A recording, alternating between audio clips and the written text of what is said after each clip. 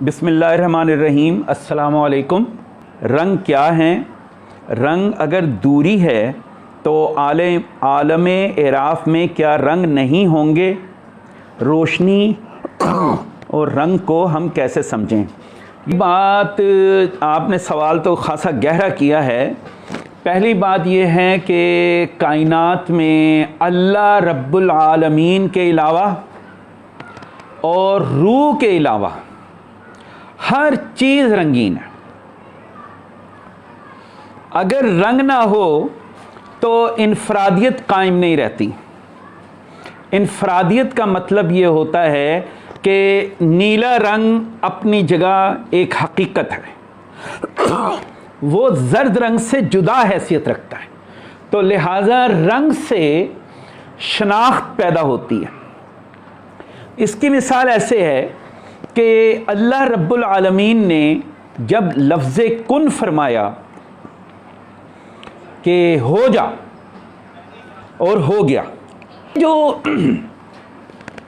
ہونا ہے یہ دراصل اللہ تعالیٰ نے اپنی تجلی کو، جو تجلی ذات ہے اللہ تعالیٰ کی، اس نے اپنے سے علیحدہ کیا۔ اس علیحدگی کو نزول کہتے ہیں روحانی لینگویج میں، روحانیت کی زبان میں۔ نزول، ایک چیز نیچے اتری۔ مثال کے طور پہ اب نزول کے کئی معنی ہوتے ہیں، یہ نہیں ہے کہ ایک ہی معنی ہے جی کوئی آسمان سے گرا تو نازل ہو گیا۔ ایک جج جو ہے فیصلہ دیتا ہے کسی کو سزائے موت کا، تو جج نے اس کی زندگی کے بارے میں ایک نزول قائم کر دیا، تو یہ بڑے معنی میں سمجھا جائے، محض سطحی نہیں ہے۔ نزول کا مطلب پانی کا گرنا، مطلب ہے کوئی بھی چیز اگر اپنی حقیقت سے جگہ چھوڑ دے تو اسے نزول کہتے ہیں۔ ماں 9 مہینے بچے کو تخلیق کرتی ہے، تو جب اس کی تولید کا مرحلہ پورا ہوتا ہے تو اسے کہتے ہیں ماں سے نزول ہوا۔ تو نزول کے آپ کبھی بھی کوئی معنی کو، جیسے قرآن حکیم میں یہ فرما دیا ہم نے پانی کو نازل کیا، تو نازل کیا آپ کے کون سا ہو رہا ہے؟ سر پہ تو نہیں آ رہا نا، نازل ہو رہا ہے۔ اس کو اللہ تعالیٰ نے بتا دیا، کہیں وہ بارش کی صورت میں نازل ہو رہا ہے، کہیں وہ چشمہ اپنی زمین جو اس کی گہرائیاں ہیں وہ چھوڑ کر جب اوپر آتا ہے تو یہ بھی نزول ہے۔ تو اللہ تعالیٰ جو ہے نا، وہ ہم مادی دنیا میں کہیں گے 360 ڈگری سے بھی آگے ہیں، کہ وہ کہیں سے بھی ہر وہ چیز جو اپنی حقیقت کو چھوڑ کر اپنا وجود قائم کر لے تو وہ رنگ کہلائے گی۔ تو رنگ سے نزول سے رنگ بنتا ہے۔ تو 2 باتیں یا ذہن میں ہمیں رکھنی ہے۔ نمبر 1 ہے ذات الہیہ، یہ تو کائنات کا خالق ہے، مصور ہے، مالک ہے، مالک الملک ہے، باری ہے، ترتیب دیتا ہے، جو بھی کچھ ہے وہ ذات الہیہ ہے۔ اس کے بغیر کائنات کا وجود ہے ہی نہیں۔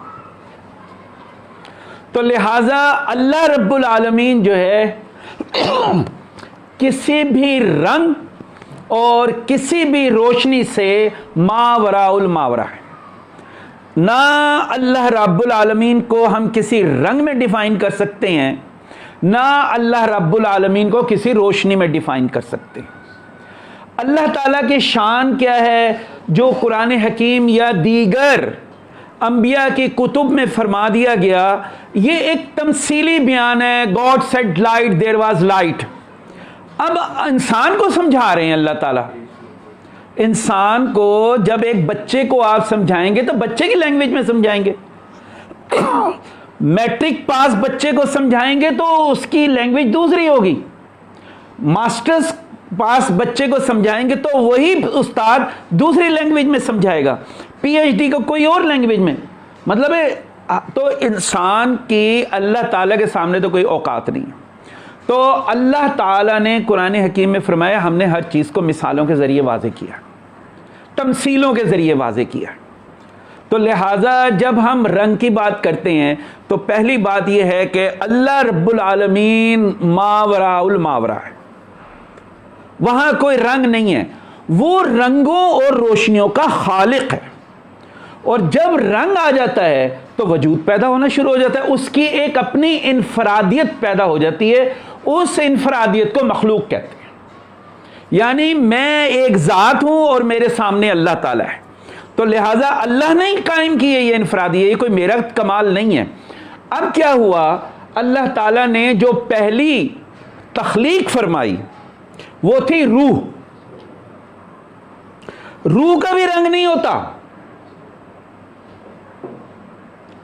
کوئی رنگ نہیں ہے، تبھی تو دیکھیں نا، روح درخت میں جاتی ہے، درخت بن جاتی ہے، پانی میں جاتی ہے، پانی بن جاتی ہے، پتھر میں جاتی ہے، پتھر بن جاتی ہے، انسان میں جاتی ہے، انسان بن جاتی ہے، بلی کتے میں جاتی ہے تو بلی کتا بن جاتی ہے، ستارے میں جاتی ہے ستارہ بن جاتی ہے۔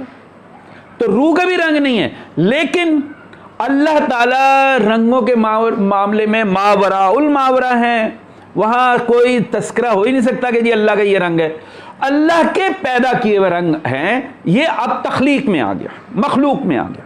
تو لہٰذا روح کو ہم یہ کہیں گے کہ وہ بے رنگ کیفیت رکھتی ہے۔ تو بے رنگی بھی ایک رنگ ہے۔ مثال کے طور پہ آج تک ہم نے پانی کا یہ نہیں کہا کہ جی پانی کا فلاں رنگ ہے، ہم یہ کہیں گے ایک شفاف وہ چیز ہے، ٹرانسپیرنٹ۔ تو پانی کی ہم مثال دیتے ہیں ایز اے ٹرانسپیرنٹ ایلیمنٹ کے۔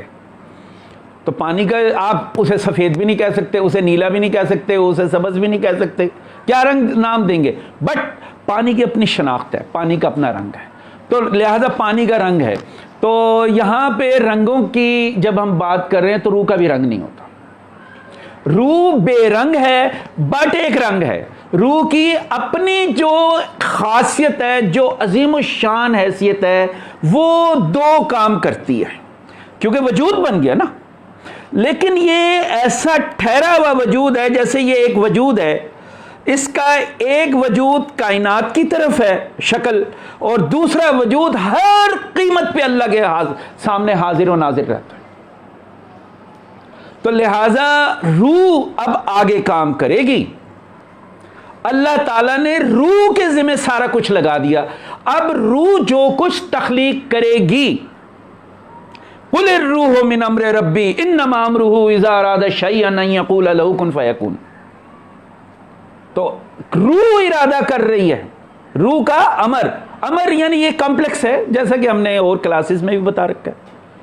اب اللہ نہیں ہے بیچ میں، اللہ نے روح کو لا متناہی اختیارات عطا فرمائے، تو میرا امر ہے۔ امر کی شان یہ، وہ ہر وقت اللہ تعالیٰ سے انرجی لیتا ہے، آگے سپلائی کرتا ہے، لیکن اب سپلائی زاویوں میں ہو رہی ہے، زاویے بدل رہے ہیں تو رنگ بھی بدل رہے ہیں، کہیں جمادات بن رہے ہیں، کہیں نباتات بن رہے ہیں، کہیں حیوانات بن رہے ہیں، کہیں جنات بن رہے ہیں، کہیں فرشتے بن رہے ہیں، کہیں ملائکہ اعلیٰ بن رہے ہیں، کہیں عرش بن رہے ہیں۔ تو لہٰذا اب دوسری بات یہ ہوئی کہ بے رنگ بذات خود ایک حقیقت ہے۔ کیا ہے وہ؟ کیوں پتہ چلے گا انسان کو؟ جب تک وہ اپنی ذات اور اپنی انا کو فنا میں نہ لے جائے، کوئی قیمت ہے ہی نہیں کہ وہ انسان کو پتہ چل سکے کہ روح کیا۔ فنائیت جو ہوتی ہے اس کا دوسرا نام ہے اللہ، روح سے وقوف حاصل کرنا۔ اب آ جائیں تیسری بات، اب رنگ تقسیم ہو رہے ہیں، روح کیا کر رہی ہے؟ اس نے ڈسپلے کر دیا، اللہ تعالیٰ نے فرمایا جو اس کو پروگرام دے دیا تو ڈسپلے ہو جا۔ بجلی ایک ہے، روح انرجی اس طرح شکلیں طرح طرح کی، کہیں بلب ہے، کہیں ٹیوب لائٹس ہیں، کہیں ریڈیو ہے، کہیں ٹی وی ہے، کہیں مصنوعی سیارے ہیں، یہ سارے بجلی کے مرہون منت ہے۔ بجلی از دی روح۔ میں مثال کے طور پہ بجلی کی مثال دے رہا ہوں کہ بجلی کو مثال سے سمجھنا آسان ہوتا ہے۔ تو لہٰذا یہ جو سوال آپ نے فرمایا بہت ٹھیک ہے۔ رنگ کیا ہے؟ رنگ ہر مخلوق کا اپنی انفرادی کیفیت کا نام ہے۔ رنگ ایک انفرادیت ہے، انسان رنگوں کا مجموعہ ہے۔ آپ دیکھیں یہاں اتنے سارے لوگ بیٹھے ہیں، ہر ایک کی اپنی اپنی شناخت ہے۔ مرد کہنے کو مرد ہیں، وہی ناک یہیں رہے گی، آنکھیں یہی رہیں گی، منہ ہونٹ یہی رہیں گے، کان یہی رہیں گے، لیکن شکل اب ایک بندہ دوسرے جیسا نہیں ہے. تو لہذا اب یہ رنگ ہے، یہ آپ کو اللہ تعالیٰ نے رنگ دیا ہے، آپ کا یہ رنگ ہے. آپ ہزاروں بندوں میں بیٹھے ہوں گے، میں آپ کو پہچان لوں گا. ہزاروں لاکھوں میں بیٹھے ہوں گے، آپ کی بیگم صاحبہ آپ کو پہچان لے گی، لاکھوں بندوں. کیوں؟ آپ کا رنگ اپنا ہے، انفرادیت ہے. تو رنگ مزاج کو بھی کہتے ہیں، رنگ شکل کو بھی کہتے ہیں. رنگ سے مراد صرف یہی نہیں ہے کہ نیلا، پیلا، سرخ، سبز، وہ رنگ ہیں. انسان کا بنیادی رنگ کیا ہے؟ خاکی. گوروں کا بنیادی رنگ ہے چٹا، ہیں مردی وہی عورتیں. چینیوں کا بنیادی رنگ کیا ہے؟ زرد. یہ رنگ ہے، لیکن ہر شکل بذات خود ایک رنگ کہلاتی ہے. آگے کیا فرما رہی ہیں؟ رنگ اگر دوری ہے تو عالم. اچھا پہلے یہ دیکھ لیں روشنی اور رنگ کو کیسے سمجھیں.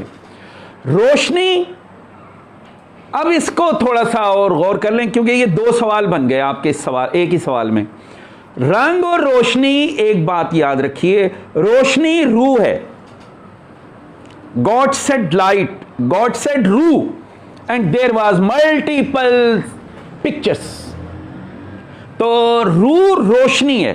ایکچولی روح بذات خود اللہ تعالیٰ کی، جب ہم روحانی لینگویج میں بات کریں گے، اللہ رب العالمین کی تجلی صفات میں سے آتی ہے، صفت ہے اللہ تعالیٰ کی. مگر جب ہم لیمن لینگویج میں بات کریں گے تو روح کی بنیادی شکل جو ہے وہ تجلی ہے. روح جب نزول کرتی ہے ایک درجہ اور کائناتی ڈائیوں میں جاتی ہے، اب روح نزول کر رہی ہے. اللہ نے لامتناہی اختیارات دے دیے. امر جو کہہ دیا، یہ میرا امر ہے.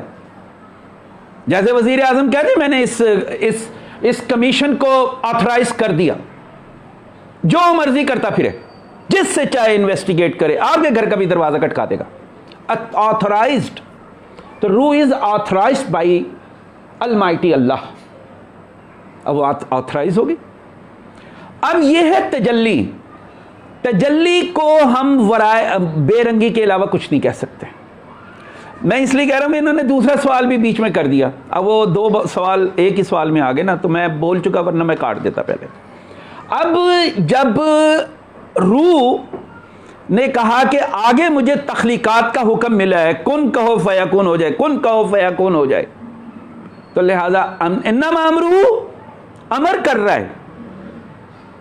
اذا اراد شیئا ان یقول، وہ ارادہ کرتا ہے وہ چیز بنتی ہے. جمادات کا ارادہ کیا، کھربوں در کھربوں جمادات کی تخلیق ہونی شروع ہو گئی. مٹی، پتھر، یہ وہ کیلشیم کا، یورینیم وغیرہ، یہ سب جمادات ہیں. سونا، چاندی، ہیرے، جواہرات.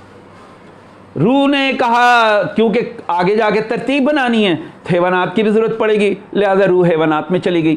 لیکن اب حیوانات کی جو بنیاد بنی اسے نور کہتے ہیں. تو لہذا جو بے رنگی تھی، اب بے رنگی ہی ہے نور، لیکن اس کی رفتار روح کی رفتار سے کئی ہزار گنا کم ہو گئی. تو لہٰذا اب ہم کہیں گے رفتار کم ہوگی تو وجود بھی ایک بن گیا، اسے اللہ تعالیٰ نے نور کہا ہے. یہ ایک کانسٹنٹ کیفیت ہے، یہ بھی اللہ کی صفت ہے. تو تبھی تو اللہ تعالیٰ نے فرمایا اللہ نور السماوات والارض. تو اللہ بنیاد ہے، یعنی کائنات کی جو بنیاد ہے نور ہے. اب نور نے کیا کیا، اس نے کہا ایک دفعہ اب تخلیق ایک اور کرو. مطلب اب بنیادی جمادات بن گئے. ڈائی جو ہوتی ہے، انسانی ہو یا وہ ہو، آپ دیکھتے ہیں سونے کی ڈائی بناتے ہیں نا، جب ہم سونار بناتا ہے تو وہ مٹی کی بنتی ہے، وہ کہ سونے کی یا چاندی کی تھوڑی بنتی ہے، وہ تو مکس ہو جائے گا سارا. تو لہذا ڈائی از نور. نور کا رنگ ہے. بہرحال وہ کیا رنگ ہے، اس کا تعلق بھی روحانیت سے ہے. اور قرآن حکیم میں لکھا ہوا ہے، وہ کیا آیت ہے قرآن پاک کی، وہ جو صبغت اللہ، اللہ کے رنگ، بے تحاشا رنگ، ومن احسن من اللہ صبغہ. اللہ کا رنگ سے بڑھ کر کوئی رنگ نہیں ہے. آپ اس رنگ کو اڈاپٹ کریں، اس کے رنگ میں ڈھلیں. جیسے ہم اپنے سیاستدانوں کے رنگ میں ڈھلنا شروع ہو جاتے ہیں، فلمی اداکاروں کے رنگ میں ڈھلنا شروع ہو جاتے ہیں، کوئی اور چور ڈاکو کے رنگ میں ڈھلنا شروع ہو جاتے ہیں، رشوت خور کے رنگ میں ڈھلنا شروع ہو جاتے ہیں، تو اللہ تعالیٰ کے وہ بھی رنگ ہے، رشوت کا بھی رنگ ہے، چوری کا بھی رنگ ہے، ڈاکے کا بھی رنگ ہے، دل آزاری کا بھی رنگ ہے، رنگ رنگ رنگ، ساری کائنات ہر آپ کی کیفیت رنگ ہے۔ ملیریا ہوتا ہے اس کا بھی رنگ ہے، ٹی بی ہوتی ہے اس کا بھی رنگ ہے، جزام ہو جاتا ہے اس کا بھی رنگ ہے، کینسر ہوتا ہے اس کا بھی رنگ ہے۔ اب اشیاء تو نور نے کیا کیا، پہلے ڈائی بنائی، ڈائی از دا نور، وہ کانسٹنٹ ہے۔ دیکھیں سونے کی آپ ڈائی بنائیں، چاندی کی بنائیں، وہ زیورات کی، یہ برتن بنانے والے ڈائی تقریباً ایک ہی مادے سے بنتی ہے، مٹی اور چیزیں جو ملا کے وہ کانسٹنٹ رہتی ہے، دس از نور۔ لیکن اب رنگ ہے اس کا، حالانکہ نور اللہ تعالیٰ کا اس میں صفت بھی ہے، لیکن روح کے مقابلے میں یہ نزولی صفت ہے۔ کائنات میں اللہ کے علاوہ کچھ نہیں، یہ یاد رکھنا۔ اب اس سے اور آگے، اب ڈائی نے، نور نے کہا دیکھو جی میں تو کانسٹنٹ ہوں، میں تو چاہے کوئی انسانی ڈائی ہو، حیوانی ڈائی ہو، نباتات کی ڈائی ہو، جمادات کی ڈائی ہو، ڈائی میں تو میں نور ہوں، کانسٹنٹ۔ لیکن اب ڈائی میں جو میٹیریل بنے گا اس کی تو اپنی انفرادیت بنانی ہے، تبھی تو شکلیں بنیں گی، ورنہ ایک ہی شکل بنا دیں ساری کائنات میں تو نہ بہن بھائی کا پتہ چلے گا، نہ بیوی بچوں کا پتہ چلے گا، پھر تو کوئی بات ہی نہیں رہتی۔ تو لہٰذا ڈائی نے کیا کیا، اینگلز ڈال دی، اس میں ڈائی میں اینگلز ڈل گئے، تو لہٰذا وہ چھپائی ہو رہی ہے، ہر اینگل پہ چھپائی ہو رہی ہے بس۔ اب یہ جو چھپائی ہے یہ رنگ کہلاتا ہے، لیکن اس رنگ میں جو توانائی ہے وہ اسے کہتے ہیں، اب جو وہ رنگ تو بن گیا، رنگ تو شناخت ہے نا، وہ روشنی ہے ڈائی۔ ڈائی میں جو نور نے اپنا میٹیریل ڈالا، اب وہ نزولی میٹیریل ڈالا تو وہ روشنی بن گیا۔ تو اگر سائنٹیفک، اب تھوڑا سا اور آگے چلتے ہیں، سائنٹیفکلی اگر آپ دیکھیے تو اب میں اس کو پھر ریپیٹ کر رہا ہوں۔ نمبر ایک، اللہ تعالیٰ ماوراء الماوراء، کوئی رنگ نہیں، ہاں خالق رنگ ہے، وہ بے رنگی کا بھی خالق ہے، وہ ورائے بے رنگ کا بھی خالق ہے، وہ اللہ تعالیٰ کی شان لا متناہی، کوئی کائنات کی ہستی چیلنج نہیں کر سکتی۔ پیغمبر اور نبی عاجز آگے اس کا، ہماری کیا اوقات ہے؟ حضور صلی اللہ علیہ وآلہ وسلم، ان سے عظیم الشان نبی کون ہوگا آقا علیہ الصلوۃ والسلام کے علاوہ؟ آگے تو کچھ ہے ہی نہیں آقا کے بعد۔ انہوں نے یہ آخر میں فرما دیا تھا، ما عرفنا کا حق معرفتی کا، یا اللہ آپ نے مجھے اس قدر قربتیں دی ہیں، ایسا تو پوری کائنات میں نہیں ہوا، رحمت للعالمین بنا کے چھوڑ دیا آپ نے مجھے، مگر میں حق نہیں ادا کر سکتا، آپ کی بڑائی کا، آپ کی مقربیت کا، قربت کا میرے سے حق نہیں ادا ہو، آقا فرما رہے ہیں۔ تو لہٰذا اب یہاں پر یہ بات سامنے آئی، اب ہم دوبارہ، میں اس لیے کہہ رہا ہوں کہ ذرا ذہن کو ترتیب میں رکھیں، اللہ سے نیچے کو آئیں، نیچے سے اوپر نہ جائیں۔ یہ سائنسدان کرتا ہے نیچے سے اوپر جانا، اسی لیے وہ بھٹک رہا ہے، آج ایک نظریہ، کل دوسرا نظریہ، پرسوں تیسرا نظریہ، اوپر سے نیچے آئیں۔ یہ نبیوں کا شیوا ہے، فلسفیوں اور سائنس کا شیوا یہ ہے کہ ہم اجزاء کو دیکھیں، ہاں یہ کاغذ بنا، یہ کس سے بنا، یہ جی وہ چھیتڑے وغیرہ لیے گنے کے لیے اس سے بنا، وہ گنا کہاں سے آیا، گنا یوں پیدا ہوا، وہ کیسے پیدا ہو گیا، اس میں زمین زیر بحث آئے گی، اب وہ اسی میں الجھے میں، اللہ غائب ہے، اسے کہتے ہیں فلسفہ۔ ساری تماشا لگ جاؤ گی، اللہ بیچ میں نظر نہیں آئے گا، نبی کہتے نہیں، وہاں سے یوں نیچے کو۔ تو لہٰذا اللہ تعالیٰ آل ان آل۔ نمبر دو، روح، ورائے بے رنگ، تجلی صفات، وہاں بھی زیر بحث نہیں آتی رنگ۔ روح نزول کر رہی ہے تو نور بنا رہی ہے۔ نور نے کہا میں اکیلا تو کانسٹنٹ ہوں، لہٰذا میں نے شکلیں بنانی ہیں، لہٰذا اس نے ڈائیاں بنا دیں، کہیں انسانی ڈائی بنا دی جسے آدم کہتے ہیں، اسی طرح نباتات کی ڈائی بنا دی، جمادات کی ڈائی بنا دی، بلی جانور سب، ہر چیز کی ڈائی ہے۔ تو وہ جو ڈائی کی شکل نور نے اختیار کی، دس از نور۔ اب وہ ڈائی تو بن گئی، اب نور نے کہا اس کے اندر میں نے اینگلز بھی بنانے، ڈائی میں اینگلز ہوتے ہیں نا، ناک بھی بنے گی, کان, اب اس کے زاویے بدل تو سب کچھ بدل جاتا ہے. تو لہٰذا وہ جو نور ہے اس نے اسے مٹی سے بھرا, جس مٹی سے بھرا اسے کہتے ہیں روشنی. یہ نور کا نزول ہے. اب یہ روشنی زیر بحث آتی ہے جو میرے اور آپ کے درمیان ہے. اس روشنی کو آج کا سائنسدان الیکٹران کہتا ہے. ساری کائنات الیکٹران سے مل کر بنی ہے. الیکٹران کے وجود کے بغیر کائنات نہیں ہے. Electron is also a specific رنگ ایز ویل ایز لائٹ. رنگ بھی ہے, شناخت بھی ہے اور لائٹ بھی ہے. اور اسے دیکھا نہیں گیا, کائنات میں کبھی بھی نہیں دیکھا جائے گا اسے. یہ بال پین ہے نا, یہ اتنا سا ہوتا ہے, یہ جو اس کا یہ بال اس لیے کہتے ہیں کہ اس پہ وہ ہے بال ہوتا ہے نا, نب بال ہوتی ہے, باقیوں کی نبیں دوسری ہوتی ہیں. اتنے سے بال پین پر الیکٹران پروٹان نہیں, 440 کھرب ایٹم ہوتے ہیں. 440 کھرب. یہ ریسنٹ سٹڈی آئی ہے اب جو انہوں نے modern electronic microscope, ball pen کے اتنے سے حصے پہ اتنی سی یہ جو آخری کونا ہے, مثال ہے اس کی. بال پین کو انہوں نے مثال دی کیونکہ اس سے چھوٹا آپ کیا دیکھیں گے. 440 کھرب, ہزار نہیں, لاکھ, کروڑ نہیں, ارب نہیں, کھرب ایٹم ہے. اور ہر ایٹم میں اپنا پروٹان ہے, اپنا نیوٹران ہے, اپنا الیکٹران ہے, اور اب تو بہت کچھ نکل آئے. یہ سب رنگ ہیں. تو الیکٹران کیونکہ بیسک مادہ ہے, یہ ٹوٹ نہیں سکتا, اس لیے اسے فنڈامنٹل پارٹیکل کہا. تو لہذا نور نے کیا کیا, الیکٹران بناؤ, ایٹم بنانے شروع کر دو. الیکٹران سے پروٹان بنا, مقابلہ شروع ہو گیا. پروٹان نے کہا لو یہ دونوں بن گئے تو ایک نیوٹرل بھی ہونا چاہیے, مقداریں برابر ہو, نیوٹران بن گیا. اب یہ علیحدہ تخلیقی پروسیس ہے. تو لہذا ہر رنگ علیحدہ ہے, الیکٹران کا اپنا رنگ, پروٹان کا اپنا رنگ, نیوٹران کا اپنا رنگ, ہر الیکٹران ہر ایٹم کا اپنا رنگ, ہیلیم کا اپنا رنگ, گولڈ کا اپنا رنگ, ہائیڈروجن کا اپنا رنگ, آکسیجن کا اپنا رنگ, رنگ رنگ رنگ رنگ. تو لہذا بیسک نور یا روشنی وہ چیز ہوتی ہے جو کانسٹنٹ رہے, لیکن روشنی اپنی شناخت کلر کے ذریعے کرتی ہے. تو لہذا ہر ڈائی میں جب اینگل بدل گئے تو کلر بھی بدل گئے.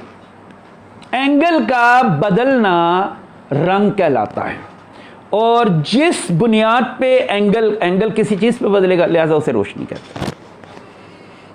تو اس کو اب اور سمجھیے تو آپ اور پڑھیے. تھارو حضرت خواجہ شمس الدین عظیمی صاحب قبلہ کی کتاب ہے شرح لوح قلم. شرح لوح قلم کو آپ بار بار پڑھیے, لوح قلم کو پڑھیے, اسے رٹا لگائیے, تب جا کر اللہ تعالی ادراک کھولیں گے. اور اس کار خیر میں کم سے کم آپ کے 20 سال لگیں گے. میں مطلب واضح بتا دوں, آج آپ کچھ کریں گے تو 20 سال بعد آپ کہیں گے کہ ہاں میں نے مجھے کچھ ذرے ملنے شروع ہو گئے. اس سے پہلے نہیں ہو سکتا. اس سے پہلے پاکیزگی نہیں ہے. انسان میں پاکیزگی کہاں ہوتی ہے؟ سب سے بڑا خبیث جانور ہے یہ. ہے کوئی اس میں انسان ہے کمینگی سے بھر کر کوئی انسان میں کچھ ہوتا ہے بھلا؟ سب سے بڑا منافق, سب سے بڑا دوغلا, سب سے بڑا دھوکے باز اللہ تعالیٰ نے خود کہہ دیا, اس سے بڑا ظالم اور جاہل کوئی نہیں ہے. لہٰذا یہاں پر اب آپ نے پھر ایک اور بات کر دی, عالم اعراف میں کیا رنگ ہوں گے؟ یہاں تو آپ کے رنگ ہو گئے. اور بھائی عالم اعراف میں کچھ بھی نہیں ہوگا. یہ جو جسم ہے نا سارا, یہ سارا اس کا جو الیکٹران ہمیں نظر نہیں آ رہا, الیکٹران نظر آنا شروع ہو جائے گا. یعنی آپ وہاں جا کر کہیں گے ارے میری تو الیکٹرانک باڈی ہے. تو آپ سورج کے سامنے کھڑے ہوتے ہیں نا, اعراب میں سورج یہی ہے, یہ یاد رکھیے. تو اس کا سایہ نہیں بنتا. سایہ اس لیے نہیں بنتا کہ یہ دیکھیں شیشہ لگا ہوا ہے, اس کا سایہ کہاں ہے؟ سورج کے آگے شیشہ رکھے بڑا شفاف, یہ نہیں ہے بازار میں کوئی 2 نمبری شیشہ, بڑے شفاف دیکھیں گے اس کا سایہ نہیں ہوگا. سورج کی روشنی آ رہی ہے, کاروں میں بھی دیکھ لیں کتنی ایک دم حدت آنی شروع ہو جاتی ہے جب آپ وہ ذرا شفاف شیشے ہوتے ہیں. سن شیٹس اسی لیے لگائی جاتی ہے. تو لہٰذا اعراف میں سایہ بھی نہیں ہے, جسم ہے پورا, لیکن الیکٹرانک جسم ہے جناب، اس کی رفتار اتنی ہے، ایک قدم بڑھاؤں گا میں ابھی کراچی پہنچ جاؤں گا، 2 قدم بڑھاؤں گا میں امریکہ میں بیٹھا ہوں گا. تو لہذا رنگ سے جدا نہیں ہو سکتے، شناخت سے جدا نہیں ہوگی. میں آپ ایک دوسرے کو جو شناخت کر رہے ہیں اپنے مخصوص رنگ کی وجہ سے کر رہے ہیں. یہ دیکھیں گرین کلر ہے، اس کی شناخت علیحدہ، اس کی علیحدہ، کتاب کی علیحدہ، بک کی علیحدہ. تو عالم اعراف میں بھی یہی کام چلے گا. عالم اعراف مرنے کے بعد کی زندگی ہو بہو یہی زندگی ہے. اچھا وہاں آدمی کو یہ نہیں احساس ہوتا کہ یہ کیا ہو گیا میرے ساتھ، وہ یہ سمجھتا ہے جیسے خواب میں آپ داخل ہو گئے، آپ کا جسم ہے، آپ کو پتہ ہی نہیں چلتا. تو وہ بھی کہتا ہے میں تو یہی ہوں. اچھا وہ تو میرے کپڑے تھے وہ جو قبر میں ڈال دیے. جیسے آپ کپڑے اتار دے، ابھی دیکھیں میں یہ ہاتھ اوپر نیچے کر رہا ہوں تو یہ آستین خود بخود جاری ہے، حالانکہ یہ تو اس کا تو کوئی تعلق ہی نہیں ہو بہو ہمارے جسم کا. تو اصل تو اندر بیٹھا ہوا ہے جسم، الیکٹرانک جسم. میں مثال کے طور پہ کہہ رہا ہوں، ورنہ اس کی جب مخصوص ساخت ہوتی ہے اسے نسمہ کہتے ہیں. نسمہ از دی الیکٹرانک شیپ. تو آئی تھنک یہ اتنا ہی کافی ہے، اتنے پیسوں میں اتنا ہی کافی. آگے چلتے ہیں. کوئی اور سوال ہے یہاں پہ؟ اچھا جی، یہاں غصے کو پوری طرح ختم کرنے کا کیا طریقہ ہے؟ جی ایک سوال آیا. اپنے منہ پہ جتنے دفعہ آپ کو غصہ آیا کرے، یا تو اپنی امی کے سامنے کھڑے ہوئے مجھے 10 چپیڑے ماریں، ورنہ جوتی لیں اپنے منہ پہ تھپڑ ماریں. جتنی دیر کا غصہ، جتنے منٹ کا غصہ، اتنے ہی تھپڑ. اس کے علاوہ اور کوئی حل نہیں ہے. اب آپ یہ کہیں گے کہ اور کیا ہوگا، حدیثوں میں یہ لکھا ہوا فلانا پانی پی لے، لیٹ جائیں. مگر ایسا ہوتا نہیں ہے. میں نے کسی بڑے سے بڑے مولوی کو بھی پانی پیتے ہوئے نہیں دیکھا، اور وہ اپنی بھڑاس نکال کے چھوڑتا ہے آخر میں. لہذا سب سے اچھا میتھڈ ہے لا اقسم بیوم القیامہ ولا اقسم بالنفس اللوامہ. اپنے اوپر لعنت بھیجا کریں. قرآن فرما رہا ہے، حکم ہے اللہ کا، لعنت کرو اپنے اوپر. یا اللہ میں نے چوری کی، میرے اوپر تیری، تیرے رسول کی، تیرے فرشتوں کی لعنت ہو، تو مجھے اب بچا، میں اس کی کمپنسیشن کیسے کروں. تو لہذا غصے کو تو بھئی یہی ہے، تسی اپنے آپ کو 2 تھپڑ مارے اتنے شیشہ پہ تاکہ چہرہ لال نظر آئے. تو اگلے دن غصہ آپ دیکھیں گے خود بخود کنٹرول ہوتا چلا جائے گا. جو ہی غصہ آئے گا، اوئے چپیڑا پہنی ہے نا، لہذا ذرا ٹھنڈے ہو جاؤ.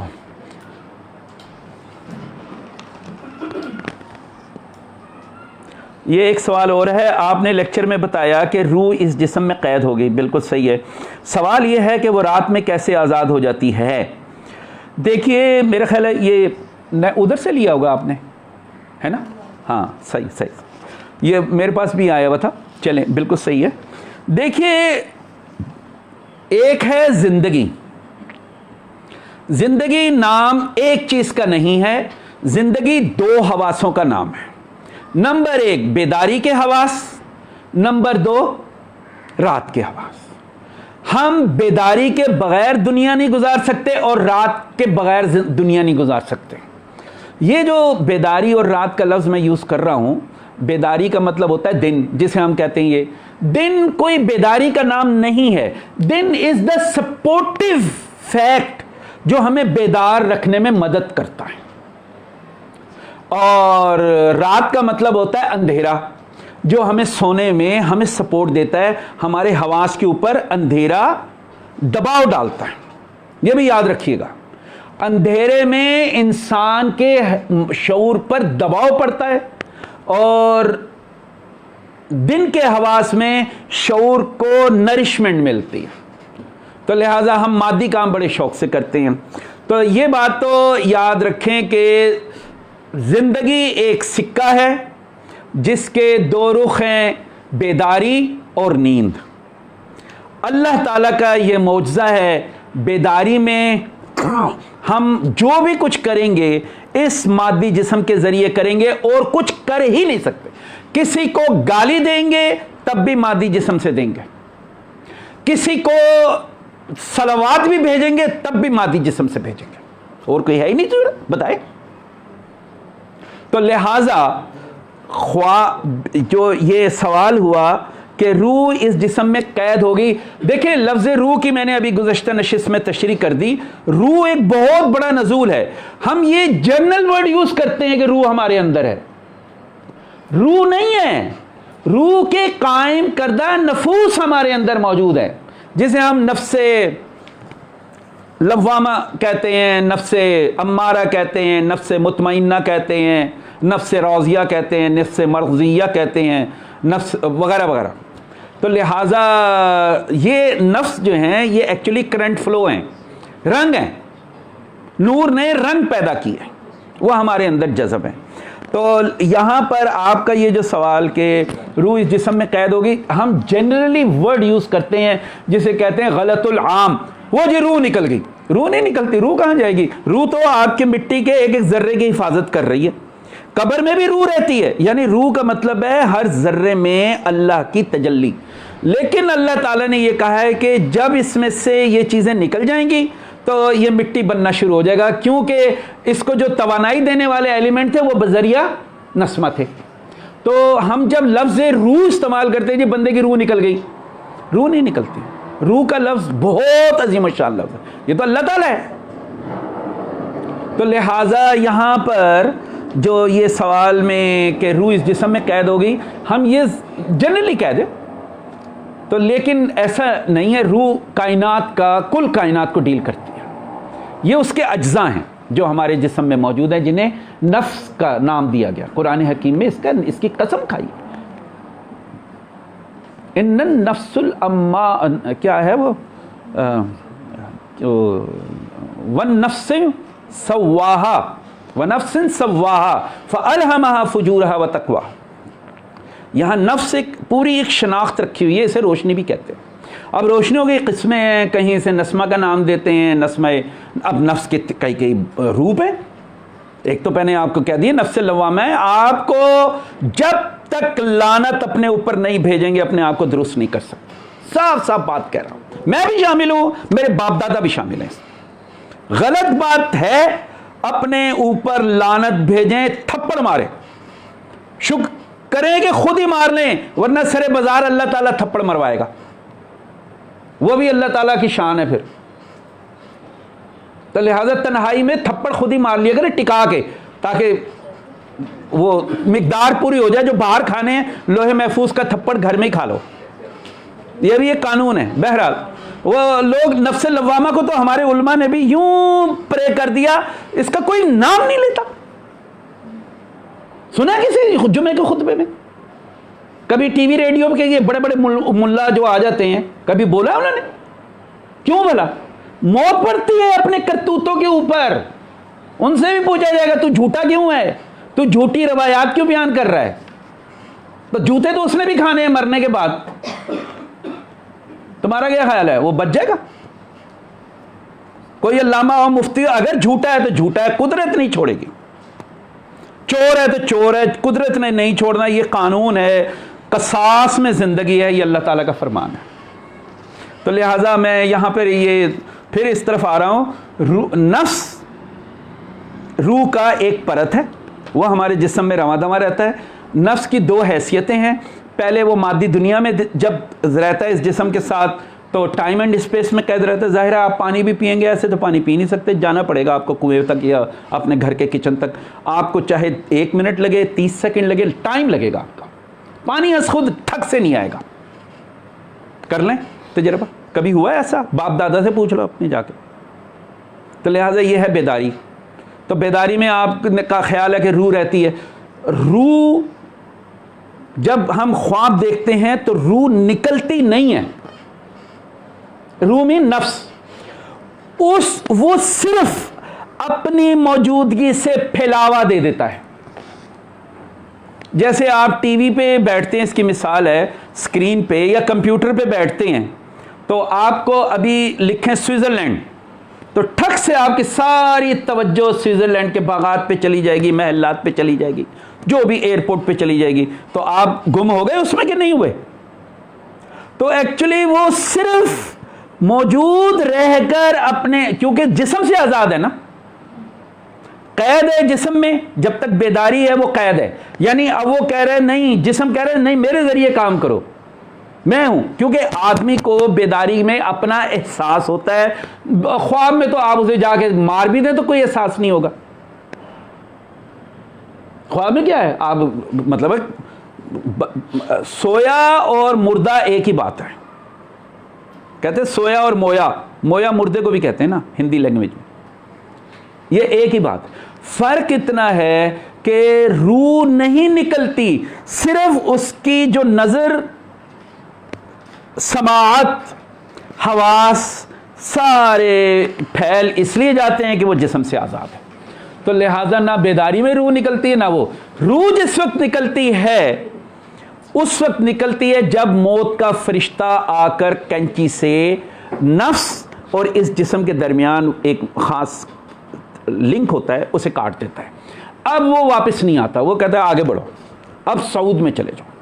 یہ جسم آپ کہتے ہیں یار یہ تو ڈیڈ ہو گیا، اسے تو اب قبر میں ڈالنا پڑے گا. اگر گھر میں رکھا تو یہ تو پورے گھر میں تعفن، کیا پورے محلے میں ایک تماشا لگ جائے گا. تعفن ہی تعفن، بدبو، پانی چھوڑ دیتی لاش، تیسرے چوتھے دن تو بہت برا حال ہوتا ہے آپ کے سامنے. یہ سوال رات میں بہرحال روح آزاد نہیں ہوتی، صرف یہ ہے کہ ہمارا نسمہ یا ہمارا جو نفس ہے اس کے اندر وسعت پیدا ہو جاتی ہے، یعنی وہ اس اسپیس سے آزاد ہو کر ہر طرف دیکھتا، سنتا، کھاتا، پیتا، سوتا، جاگتا ہے، جو وہ کرنا چاہتا ہے، جو اس کو مزاج بیداری میں مل گئے. کیا زندگی کے اچھا یہ بڑا اہم سوال آیا ہے. کیا زندگی کے بنیادی فیصلے مثلا شادی، روزگار وغیرہ میں مرشد کا تصرف ہوتا ہے؟ سلسلے کے لوگوں کے لیے یہ بہت بڑا اہم سوال ہے. بات یاد رکھیے گا، ایک سوال میں آپ کو بتا دوں جو مطلب ہے، اگر آپ کا پیر و مرشد صاحب باطن ہے اور روحانی ہے، روحانی کا مطلب ہے وہ اپنی روح کا عرفان رکھتا ہے، روح کا، نسمہ کا نہیں، اللہ تعالیٰ کی صفات کا عرفان رکھتا ہے تو وہ آپ کے اوپر تصرف کر سکتا ہے. کیوں؟ آپ کی روح یا آپ کا جو نفس ہے وہ تو بونا ہے اس کے سامنے، اس کی تو کوئی ویلیو ہی نہیں ہے، وہ آل ان آل ہے. جیسے کمانڈر ہوتا ہے فوج کا، سپاہی کی کیا حیثیت ہے؟ وہ جو مرضی چاہے، سپاہی کو کہے ادھر چلے جاؤ، ادھر چلے جاؤ، گھاس کاٹنے لگ جاؤ، گولیاں مار دو، کمانڈر اپنی جگہ قائم و دائم رہتا ہے. تو لہٰذا یہاں پیر و مرشد ایک عظیم الشان حیثیت ہے، بشرطے کہ اسے اللہ رب العالمین کی صفات کا علم حاصل ہو، جیسا کہ قرآن حکیم میں فرمایا گیا ہے وَعَلَّمَ آدَمَ الْأَسْمَاءَ كُلَّهَا ثُمَّ عَرَضَهُمْ، پھر وہ ملائکہ بھی اسے سجدہ کر رہے ہو. اب یہاں تک تو میں نے پیر و مرشد کی ایک ویلیو بتائی ہے مختصر سے. اب آپ کا سوال ہے وہ ایز اے جو بیعت شدہ بندہ ہوتا ہے اس کی شادی، روزگار وغیرہ میں تصرف کرتا ہے. اگر آپ کا سنسیریٹی لیول دل کی گہرائیوں سے پیر و مرشد سے منسلک ہیں، میں پھر ایک لفظ یوز کر رہا ہوں، حضور قبلہ حضرت خواجہ شمس الدین عظیمی صاحب نے عظیمی کو 2 کیٹیگریز میں تبدیل کیا. نمبر 1 محض عظیمی، آ گیا بیعت کر لی، چلو جی اپنا غلغلہ مچانا شروع کر دو. ایک ہے سچا عظیمی، سچا کا مطلب ہے جس نے پیر و مرشد کو گول کر پی لیا. تو پیر و مرشد ایسے بندے پر اپنے مخصوص مزاج، اپنے جو اس کو روحانی زندگی کے لیے جو پلان بنائے اس میں تصرف کر سکتا ہے. لیکن یہ پیر و مرشد کا بالکل انفرادی معاملہ ہوتا ہے، اس میں دعویٰ نہیں کر سکتا، آپ اپنے آپ سے دعویٰ نہیں کر سکتے. ہاں پیر و مرشد خود بتا دے تو علیحدہ بات ہے، مگر ایسا ہوتا ہے کہ پیر و مرشد اگر تگڑا ہے اور آپ نے بھی دل سے اسے قبول کر لیا. ایک ہوتی ہے بیعت تو آپ 10 لاکھ مرید بھی کسی پیر کے ہیں، ہمارے دوست ہی ہیں وہ پیر صاحبان، خود کنگلے ہیں. یہ کہہ دینا الحمدللہ 41 بار پڑھ لو، سارے پڑھ لو، کتابوں میں بھری پڑی ہیں، آپ جائیں اردو بازار جائیں، وظائف الاعمال فلانا ڈھمکانا ڈھیر لگا ہے. آپ کا تو 1 کنال کا گھر بھر جائے تب بھی کم ہے، تو کیا ہو گیا 41 مرتبہ سورہ اخلاص پڑھنے سے؟ یہ کیا بات ہے؟ وہ تو آپ نے کہانی تو ڈالنی ہے نا, آپ دوسرے کو کیسے سیٹسفائی کریں گے؟ اصل چیز ہوتا ہے تصرف. وَسَخَّرَ لَكُم مَّا فِي السَّمَاوَاتِ وَالْأَرْضِ وَفِيهَا جَمِيعٌ مِّنْهُمْ, ہم نے مسخر کر دیا تمہارے لیے جو کچھ. یہ پیر و مرشد ہے. تو لہذا شادی روزگار وغیرہ میں پیر و مرشد کا یہ, اس نے اگر آپ کے روحانی زندگی کی کوئی پلاننگ اور ڈیزائننگ کی ہے تو وہ تصرف کرے گا. اگر کی ہے, اگر, میں ورڈ یوز کر رہا ہوں اگر, ورنہ اس کی زیادہ فوکس آپ کو نیک بنانے میں ہوگی کہ کم از کم آپ روحانی علوم نہیں حاصل کرتے کہ کم وقت نیک تو بن جاؤ. نفس لوامہ سے اپنے اوپر چپیڑے تو مارو. شاید 10,000 سال بعد شاید آپ کے عالم اعراف میں کوئی بات بن جائے. تربیت تو وہ مانگے گا. تربیت کے بغیر تو انسان, بچہ کھانا نہیں کھا سکتا, ماں اسے نوالا اور چمچہ پکڑنے کی تربیت دیتی. عالم اعراف میں تربیت نہیں ہوتی, لگن ہوتی ہے. اگر کوئی لگن ہے تو اسے مایوسی کی کیفیت میں پڑا رہے گا. اگر کوئی یہاں محروم رہا پیر و مرشد سے لیکن اس کے اندر لگن تھی وہ کسی بھی وجہ سے, تو قدرت اس کی مایوسی کا جو غلبہ ہے اس کو بہرحال ڈیل کرتی ہے. لہٰذا اپنے فوکس سیدھے کرنے چاہیے. تو عالم اعراف میں تربیت نہیں ہوتی, وہ مایوسی کی آخری کیفیت تک پہنچاتے ہیں جو بعض اوقات تو دیکھا گیا ہے 800 سال بعد نصیب کھلے ہیں. مرنے کے بعد اس کی قبر جاگی ہے, نہیں جاگی تو پھر کتے بلی بھی بیٹھے ہوئے قبروں, قبر تو بھرا پڑا قبرستان اس کا مطلب. قصاص کے, اچھا جی اگلا سوال ہے, آئی تھنک یہ کمپلیٹ ہو گیا تھا یہ سوال. سوال ایک اور ہے, قصاص کے قانون میں آبا اجداد کا بھی حساب ہوتا ہے؟ بالکل ہوتا ہے. اس میں اگر کچھ بھی نہ معلوم ہو تو کس طرح کیا پاسٹ کلیئر ہوگا؟ کیا یہ بات محسوسات کی گرفت میں آتی ہے؟ یہ آیا ہے سوال جناب عالی آئی تھنک امریکہ سے یا کینیڈا سے. تو بات یہ امریکہ کا سوال ہے, ہاں آئی تھنک نیو یارک سے. دیکھیے جی, قصاص کا قانون چاہے میرے باپ ہوں, دادا ہوں, کوئی بھی پردادا ہوں, اگر انہوں نے کوئی الٹے سیدھے کارنامے کیے ہیں یا نیک کارنامے کیے ہیں تو نیک کا بدلہ نیکی, بدی کا بدلہ بدی. اب رہ گیا کہ میرے ابا نے کیا کیا, ابا تو آپ کو پال پوس کے جوان کر کے دنیا سے ہو گئے رخصت, بات ختم. قدرت یہ کہتی ہے آپ ان کی فکر نہ کریں, وہ اپنے اعمال کا خود جواب دیں. ابا اماں یا دادا پردادا یا ہمارے بزرگ, ہم ان کا غم نہ کریں کہ کیا ہوا, وہ جی حجاج بن یوسف کو 50 گالیاں دے دو, فائدہ نہ میرا اس سے قرضہ نہ لینا نہ دینا, ہوگا اپنے وقت میں. بھائی میں اپنے آپ کو دیکھوں کہ میں اگر امر بالمعروف و نہی عن المنکر, المعروف ورک کیا ہے؟ ہر وہ حکم, اچھا حکم جو اللہ تعالیٰ نے نازل فرمایا قرآن حکیم میں, آپ کو اور مجھے ماننا پڑے گا. اگر میں آقا علیہ الصلوۃ والسلام کی نبوت پر ایمان رکھتا ہوں, قرآن حکیم کو اپنی آخری کتاب سمجھتا ہوں اور اللہ رب العالمین کی وحدانیت پر ایمان رکھتا ہوں, تو مجھے ہر صورت اللہ تعالیٰ کے دیے ہوئے احکامات پر عمل پیرا کرنا ہوگا. اور وَنَہِی عَنِ الْمُنْکَرِ, اور اللہ تعالیٰ نے جن فحشات اور منکرات سے روک رکھا ہے مجھے ہر قیمت پر اپنے آپ کو ان سے بچا کے رکھنا ہوگا. میرا کام ہے آپ باپ دادا کے چکروں میں نہ پڑیں. جو کیا انہوں نے کیا, پنجابی میں کہتے نے خسمنو کھاؤ, جان چھڑاؤ, کوئی چکر نہیں ہے. میرے دادا پردادا نے کیا کیا, وہ فلاں حجاج بن یوسف نے کیا کیا, وہ فلاں عباسی خلیفہ نے کیا کیا, فلانے نے, آپ کو مجھے کیا غم ہے؟ اچھا مجھے کتنے نفلوں کا ثواب مل رہا ہے میں کس سے کہانیاں پڑھ کے, بتائیں مجھے. یا آپ کو کتنے اب تک کے کس سے پڑھ کے ملا, آپ بتائیں.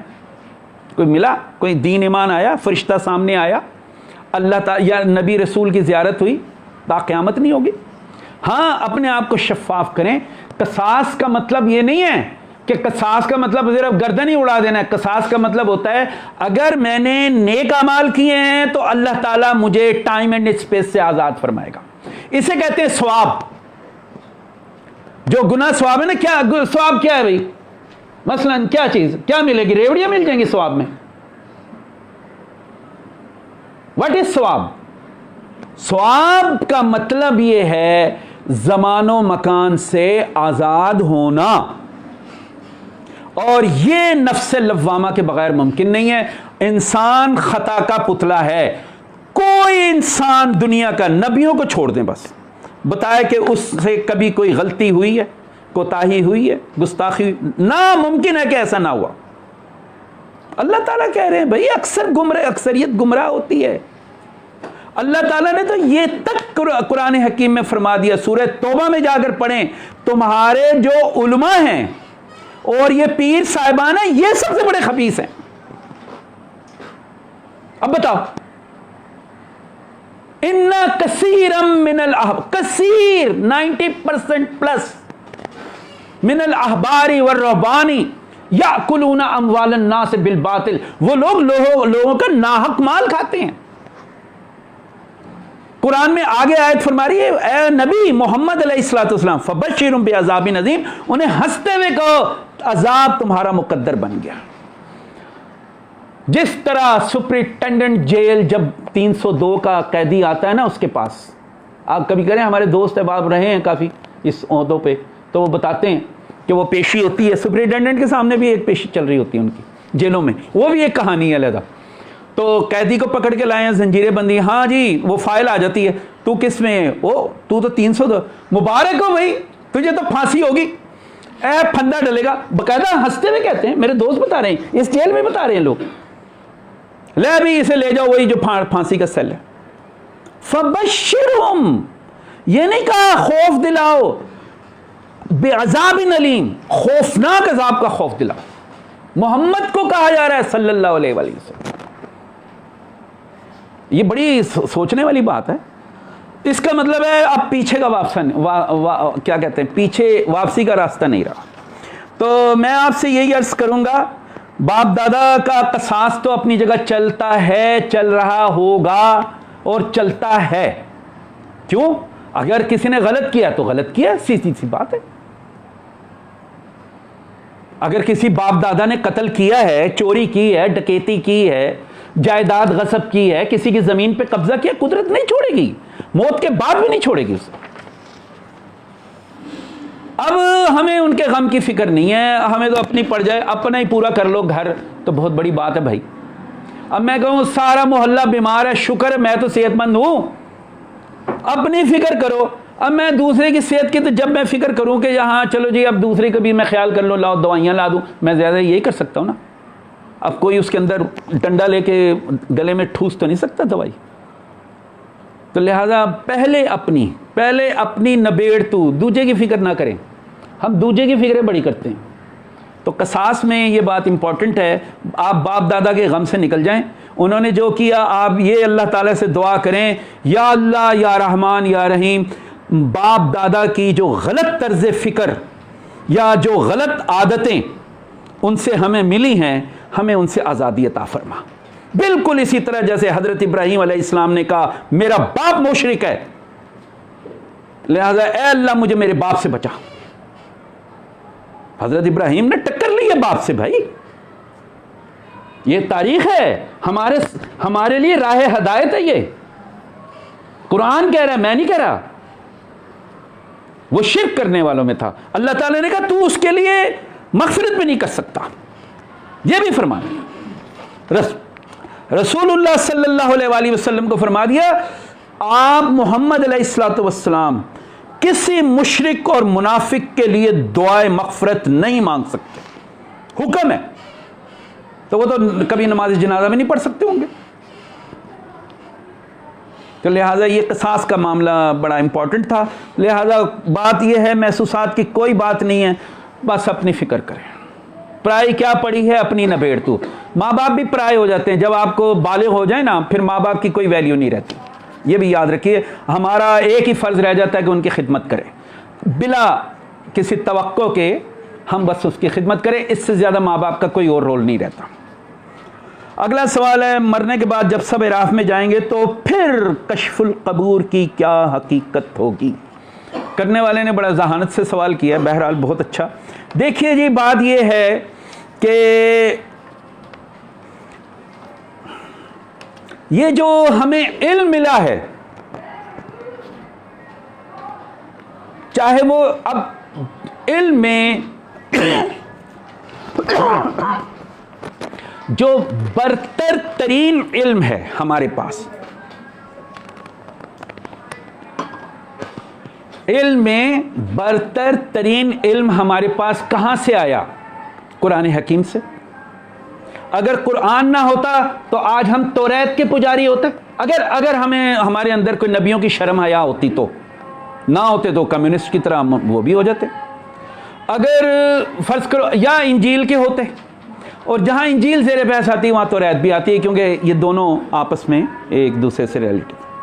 اور پیچھے جائیں تو پھر کہیں زبور آ جاتی ہے، یا اور صحائف ابراہیمی وغیرہ وغیرہ آتے ہیں. تو بنیادی بات یہ ہے کہ ہمیں قرآن حکیم کس سورس سے ملا؟ وہ تھا حضرت محمد علیہ الصلوۃ والسلام. انجیل کس سورس سے ملی؟ حضرت عیسیٰ علیہ السلام سے. توریت کا بنیادی سورس کیا ہے؟ موسیٰ علیہ السلام، اور تو کوئی ہے ہی نہیں.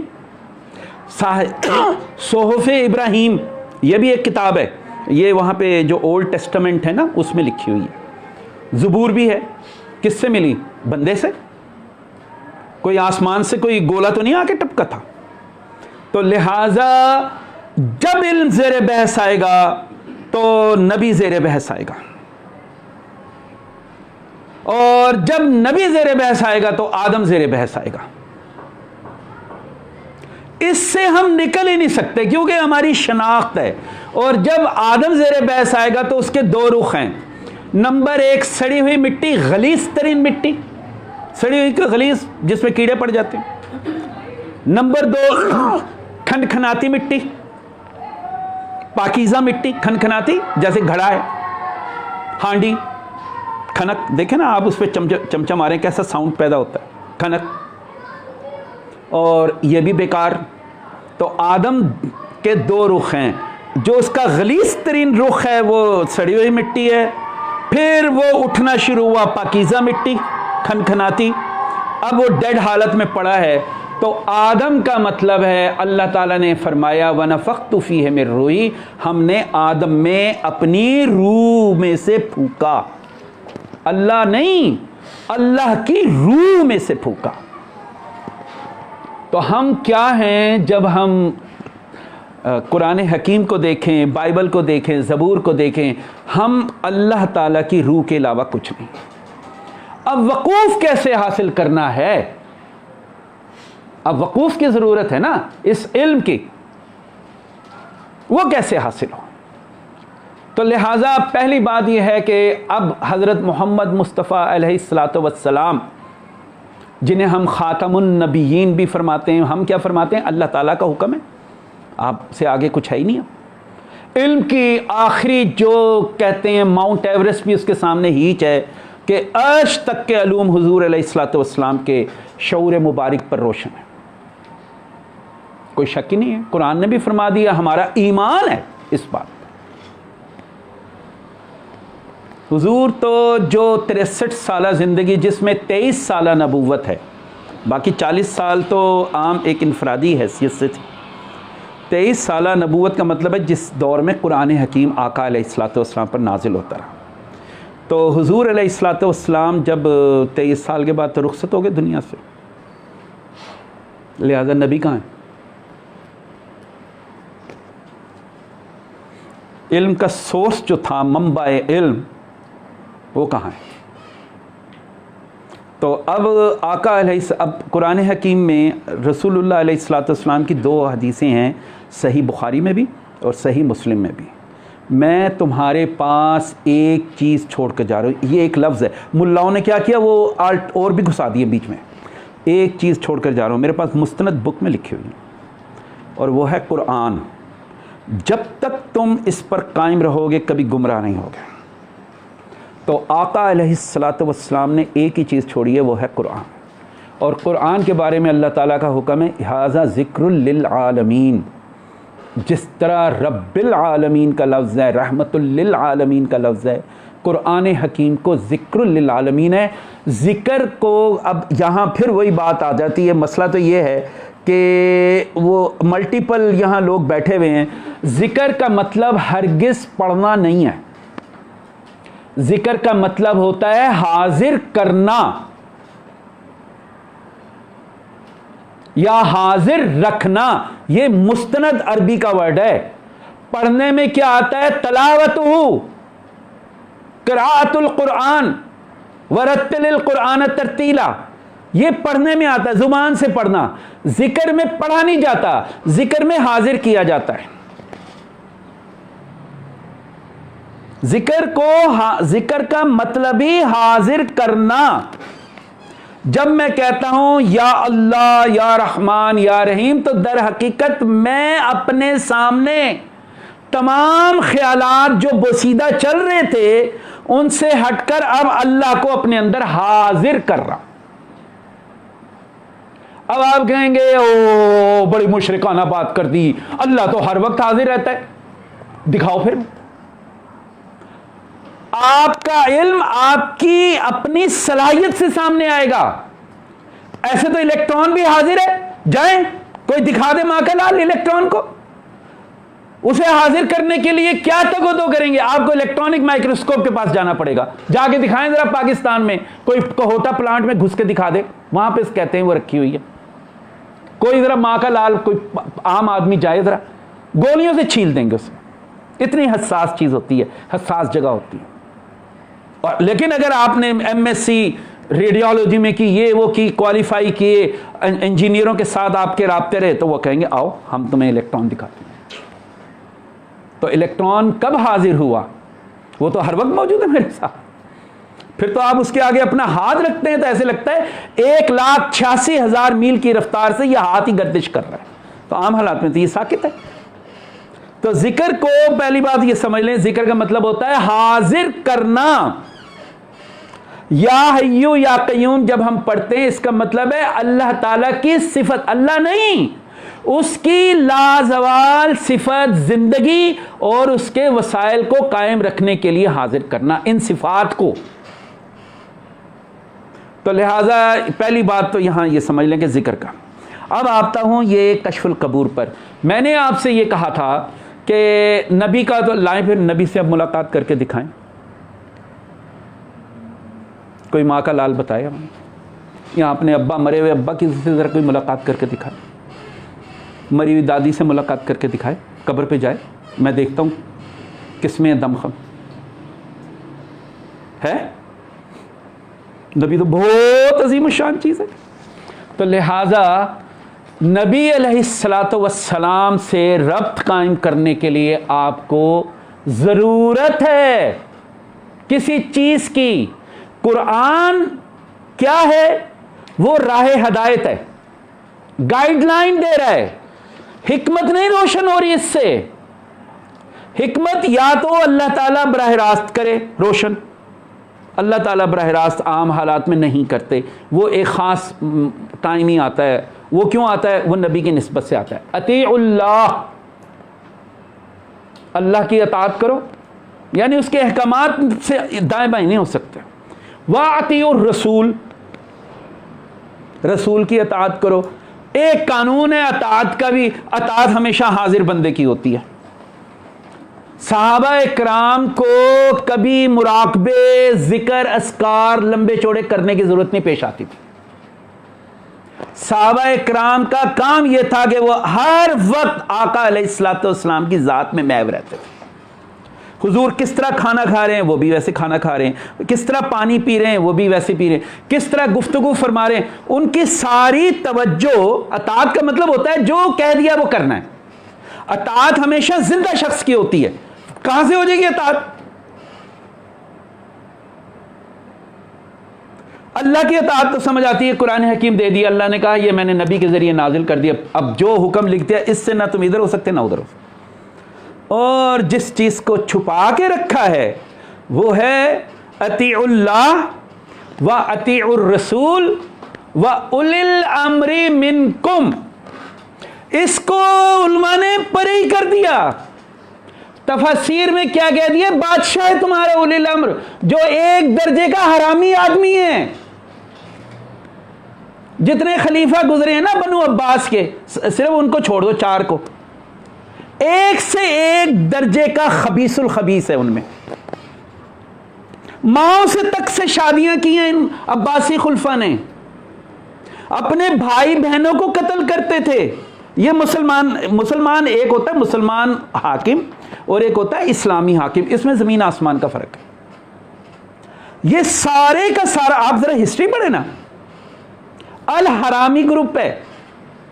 ٹھیک ہے، لیبل لگایا، مسجدیں بنا دی، کہیں کچھ کر دیا. اب بھائی ریاست ہے، کچھ تو کرو گے، عوام پہ حکمرانی کر رہے ہو، کوئی تو کام کرو گے کہ نہیں کرو گے؟ لوٹ ماری وہ کرتے تھے. کنیزیں، عباسی ایک خلیفہ گزرا ہے، 4000 کنیزیں ہوتی تھی اس کے حرم میں. 4000، تاریخ کی بکس میں پڑھیں آپ جا کے، یہ کردار تھا. تو انہیں نا علماء نے عباسی دور میں جب یہ حدیثیں وغیرہ جمع کر رہے تھے نا، یہ بخاری شریف وغیرہ وغیرہ وغیرہ، اس وقت انہوں نے نا اولی الامر حاکم کو کر دیا، جو اول درجے کا خبیث انسان ہے. ان میں 2 حاکم تو وہ تھے جنہوں نے امام ابو حنیفہ کو کوڑے بھی مارے تھے. اس نے اپنی ماں سے شادی کی تھی. مائیں بہت سی ہوتی ہیں نا، جیسے خلفاء کی مائیں بھی 50 ہوتی ہیں. اب وہ ظاہر ہے باپ کی جو بھی بیوی ہوگی، اس نے تو ایک ماں سے جنم لیا، لیکن بیویاں، اب وہ اگر وہ خود 70 سال کا ہے، وہ 13 سال کی لڑکی سے شادی کر رہا ہے حکمران، تو اب وہ کوئی خوبصورت تھی، وہ جناب وہ مر گیا، اس سے شادی کر لی، اس نے خودکشی کی. امام ابو حنیفہ اس پہ اکڑ گئے تھے، تبھی تو کوڑے مارے تھے انہیں، جیل میں مرے تھے حضرت امام ابو حنیفہ. یہ ہے ہمارا کریکٹر، سب مسلمان ہیں. امام حنبل کو بھی کوڑے مارے گئے، لکھ لیں، یہ ہے مسلمانوں کا کریکٹر. تو لہٰذا یہ اولی الامر جو ہوتا ہے اسے کہتے ہیں اولیل کہتے ہیں والا، ہولڈر. امر کہتے ہیں روح کو.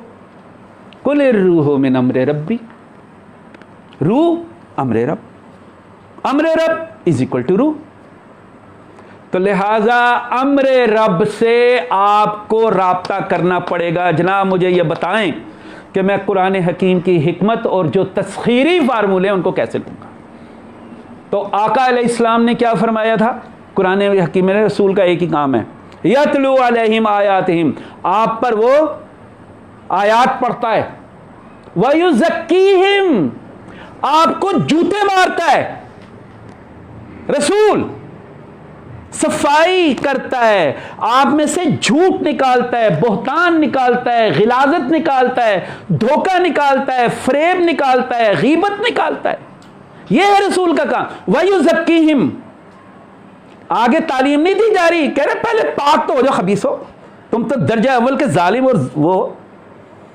یہ صحابہ اکرام کتنے قاتل تھے اپنے وقتوں میں جب اسلام قبول نہیں کیا تھا، کیسا حضور نے شفاف کر کے رکھ دیا. کتنے صحابہ ایسے ہیں جنہوں نے اپنی بیٹیوں کو زندہ دفن کیا تھا، خود اقرار کیا.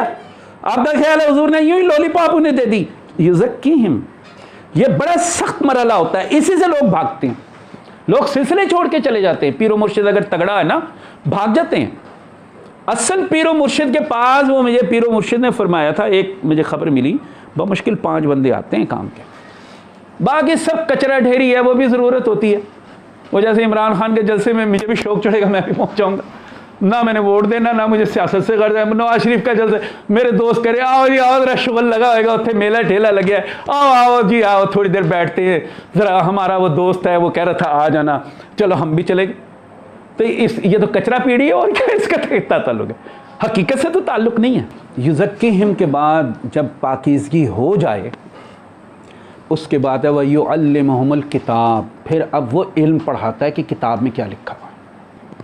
اور بڑی دلچسپ بات ہے، ہم قرآن پڑھنا تو مسلمانوں کو توفیق نہیں ہو رہی، لیکن قرآن میں یہ لکھا ہے کہ جب رسول اللہ صلی اللہ علیہ وآلہ وسلم باقاعدہ اپنی تعلیمات عطا فرماتے تھے، تو ظاہر ہے وہ تعلیمات عطا فرماتے تھے تو اس میں ہر طرح کے لوگ آ جاتے تھے. اب کھلی محفل میں مسئلہ ہوتا ہے، مسجد ہے وہ جیسے ہوتا ہے، تو وہاں پہ لکھا، حالانکہ وہ صحابی کہلائے جو حضور کے پاس آ گئے، تو باہر آ کر وہ اہل ذکر سے پوچھتے تھے محمد نے یہ کیا کہا ہے، ہمیں تو سمجھ ہی نہیں آئی ہے۔ تو محمد علیہ السلام جسے کچھ فرما رہے تھے جو اہل ذکر تھے وہ تھی وَيُعَلِّمُهُمُ الْكِتَابَ، پہلے علم ہوگا پھر اس کی حکمت۔ حکمت کہتے ہیں اسرار و رموز کو۔ حکمت اللہ تعالیٰ کے کائناتی نظام کو کہتے ہیں، ایک علم پھر اس کی گہرائیاں حکمت۔ علم باٹنی سیکھ لی، اب باٹنی کی جو آپ نے اک کا پودا دیکھتے ہیں، اک جسے کہتے ہیں، آپ کے کسی کام کا نہیں ہے، الٹا آپ کہتے ہیں یہ بیکار ہے، اس کا دودھ ہوتا ہے وہ کام کا ہے، اس کے پتے کام کے ہیں۔ ٹی بی کے علاج میں یہ باقاعدہ اس کی دوائیاں بنتی ہیں ٹی بی کی، اس میں اک کا پودا استعمال ہوتا ہے۔ کہ یہ حکمت ہے کہ انہوں نے دیکھا کہ ٹی بی کے جو یہاں پہ وہ جو بیکٹیریا ہے اس کو مارنے کے لیے کس اس کی ضرورت ہوگی، کیمیکل کی، وہ اک میں سے ملتا ہے جسے مدار بھی کہتے ہیں۔ یہ حکمت ہے۔ تو حکمت کا مطلب ہوتا ہے باطنی گہرائیاں، اور علم کا مطلب ہوتا ہے کہ اب آپ جم گئے، آپ کو سیٹسفیکشن ہوگی کہ اس کے بغیر میرا چارہ نہیں ہے، باقی سب ہے۔ لیکن یہ گندگی کے بعد ہوتا ہے۔ یزکیہم بہت بڑی بات ہے، میں پھر کہہ رہا ہوں، اپنے منہ پہ چپیڑے مارو، سیدھا سادہ، ورنہ سرے بازار چپیڑے پڑیں گی۔ اس کا ایک مظاہرہ آپ دیکھ رہے ہیں آج کل ٹی وی ریڈیو پر، پھر نہ کہنا مجھے۔ قدرت نہیں چھوڑتی، یہ یاد رکھنا۔ آدمی کتنے ہی مظلوم بنا پھرے، قدرت نہیں چھوڑتی۔ اب رہ گیا اولی الامر، آپ کو علم کی تعلیمات دے گا اور آپ سے پریکٹس کروائے گا، کیونکہ وہ نبی کا نائب ہے۔ وَأَطِيعُوا اللَّهَ، تینوں اطاعتیں ہیں۔ اولی الامر منکم، تم میں ہے، جب تک تم ہو اولی الامر رہے گا، مر جائے گا وہ اولی الامر نہیں آ جائے گا۔ اولی الامر کے بغیر کائنات کبھی ختم نہیں ہو سکتی، یہ اللہ تعالیٰ کا عطا ہے۔ تو اولی الامر آپ کو پریکٹس کرائے گا، اتنی پاکیزگی دے گا، پھر وہ کشف القبور کے ذریعے اس کی جو مختلف سٹیجز ہیں، وہ یہ نہیں ہے کہ ایک ہی دن میں آپ نبی علیہ السلام کے دربار میں داخل ہو جائیں۔ کشف القبور کا پہلے وہ جنرل قبر کی پریکٹس کرواتا ہے، پھر ذرا ولی اللہ کی پریکٹس کراتا ہے، پھر مزارات کی پریکٹس کراتا ہے، پھر اس میں وہ بتاتا ہے یہ صاحب تکوین کی قبر ہے، یہاں جا کے بیٹھ جاؤ، کیونکہ کئی مزارات جو ہیں نا، داتا گنج بخش بہت عظیم الشان بزرگ ہیں، لیکن ان سے بھی کئی گنا عظیم الشان بزرگ عام قبروں میں پڑے، وہ اپنے آپ کو شو ہی نہیں کرنا چاہتے، ایسے ہیں، ان کے بچوں کو بھی نہیں پتا۔ کراچی کے قبرستان میں ایک ابدال دفن ہے، کسی کو نہیں پتا، اب بھی ان کا وہ قبر ہے بس۔ تو بتانے کا مطلب ہے اولی الامر پریکٹس کروائے گا، پاکیزگی کروائے گا، ہر طرح کی گندگی نکالے گا، غیبت، جھوٹ، ملاوٹ، یہ وہ جو ہماری معاشرے میں عام رائج ہے، پاکیزہ کرے گا، پھر ہمارے اندر اتنی روشنیاں بھرے گا کہ اب ہم قبر کے اندر دیکھ سکیں کہ یہ مردے کی کیا حالت ہے، مردے سے پوچھ سکے تجھے یہ عذاب کیوں نازل ہو رہا ہے، اسے عبرت ملنی شروع ہوتی ہے۔ اسے کہتے ہیں یعلمہم الکتاب۔ اب کسی بندے کو پاؤں جل رہے ہیں، اس کا ایسے مثال میں آپ کو بتا رہا ہوں کہ اس کے پاؤں میں انگارے ہیں، تو اگر پاؤں میں انگارے اور ہیٹ بنی ہو تو وہ سو سکتا ہے؟ ہر وقت لوٹیاں مارتا ہے، ہر وقت لنگڑا کے چل رہا ہے، ہائے ہائے چیخو پکار، اپنے اندر اذیت بھری ہے، کیوں بھی میں نے فلاں بندے کی زمین کا حق مارا تھا، وہ نہیں پورا ہو رہا۔ بہت مثالیں، یہ تو میں نے معمولی بات بتائی ہے، آپ ان پہ پڑھ لیں، جنت کی سیر قبلہ حضرت خواجہ شمس الدین عظیمی، اس میں بہت کچھ لکھا ہوا ہے۔ تو لہٰذا اولی الامر درجہ بدرجہ کشف القبور کراتے ہوئے وہ آخری ایک ایسا کشف القبور کرائے گا کہ وہ نبی علیہ الصلوۃ والسلام کے دربار میں لے جائے گا تو قبور سے، کیونکہ رسول اللہ دنیا میں تو نہیں ہے، وہ تو مادی حیثیت سے تو وہ قبر میں ہے، اس میں تو کوئی شک ہی نہیں ہے۔ مدینہ منورہ آپ کس خوشی میں جاتے ہیں؟ قبر ہی کے پاس تو جاتے ہیں، اور کیا کرتے ہیں وہاں؟ حضور خود بیٹھے ہوئے۔ اب قبر کے پاس جا کر دربار رسالت کا دروازے کا آغاز ہوتا ہے۔ اس کے لیے پھر کشف القبور کی گہرائیاں چاہیے، کیونکہ وہاں علم نبوت ہے۔ اگر کوئی بندہ یہی کہے یہی میرے لیے کافی ہے، تو ایسے بھی لوگ ہیں وہ کہتے ہیں بس جی اتنا ہی کافی ہے، دربار پہ پہنچ گیا، اللہ خیر صلی اللہ۔ علامہ اقبال کی مثال ہمارے سامنے ہے، یہ دربار تک پہنچ جاتے ہیں، وہاں بیٹھے رہتے ہیں، محبت ہے ایک ہوتا ہے، علم میں نہیں ہے، باطنی علم نہیں ہے، مگر آقا علیہ السلام کے وہ جو سیکریٹریٹ ہے اس کے اندر بیٹھے رہتے ہیں۔ عاشق رسول کا سٹیٹس ہے ان کا، اقبال صاحب کا۔ تو اب جو علماء جو بڑے علم حاصل کرتے ہیں وہ پھر اور گہرائی میں جاتے ہیں رسول اللہ علیہ الصلوۃ والسلام کی طبیعت کی، اسے کہتے ہیں پھر فنا فی الرسول کا جیسے درجہ آتا ہے۔ تو رسول اللہ صلی اللہ علیہ وآلہ وسلم کیا کرتے ہیں، اب وہاں مختلف ہیں، وہ جس طرح کا مزاج کا ہوگا وہ کہیں گے چلیں جی اسے بایزید بستامی کے پاس بھیج دیں، حالانکہ انہیں مرے ہوئے، اس کے لیے پھر کشف القبور، لیکن اب کشف القبور کھلتا چلا جا رہا ہے۔ بایزید بستامی سے پھر آگے بات بڑی، بایزید نے کہا کہ چلو جی میں تمہیں اس وقت ملائکہ سماوی میں لے کے جاتا ہوں، پھر کشف القبور، زمین سے نکلنے کو بھی کشف القبور کہتے ہیں، باہر نکلنے کو۔ آپ زمین میں مریں گے تو اوپر اٹھیں گے، مریں گے نہیں تو اٹھیں گے کیسے؟ دو صورتیں، ایک تو مریں گے تو تھوڑا سا اٹھے، اعراف وہ بھی زمین ہے، صرف ٹائم اینڈ اسپیس سے آزاد۔ حقیقی مریں گے تو کہیں تو پیدا ہوں گے نا، جس نیت سے مرے، جس نیت سے ہجرت کی اسی جگہ پہنچ جائیں گے۔ عورت کے لیے ہجرت کی تو عورت کے پاس پہنچ جائیں گے، زمین کے لیے ہجرت کی زمین کے پاس، دولت کے لیے ہجرت کی دولت کے پاس، نبی کے لیے ہجرت کا مطلب ہے اس مادی دنیا سے آزاد ہونا۔ تو کشف القبور جناب اعراف میں بھی جائے گا، پہلے یہ صلاحیت اگر بیدار ہو جائے، دربار رسالت میں بندہ پہنچ جائے تو اس کے بعد یہ سارا قبور ہے۔ آپ نے زمین کی قبر سے میں اپنے آپ کو گئے تو اعراف میں اٹھے، اعراف سے کشف القبور کیا، پہلے آسمان میں اٹھے، آپ کا ظرف اور بڑا، پہلے آسمان کو آپ نے پھر قبر بنائی، ترک کیا، میں نے نہیں لینا، آگے چلتے ہیں۔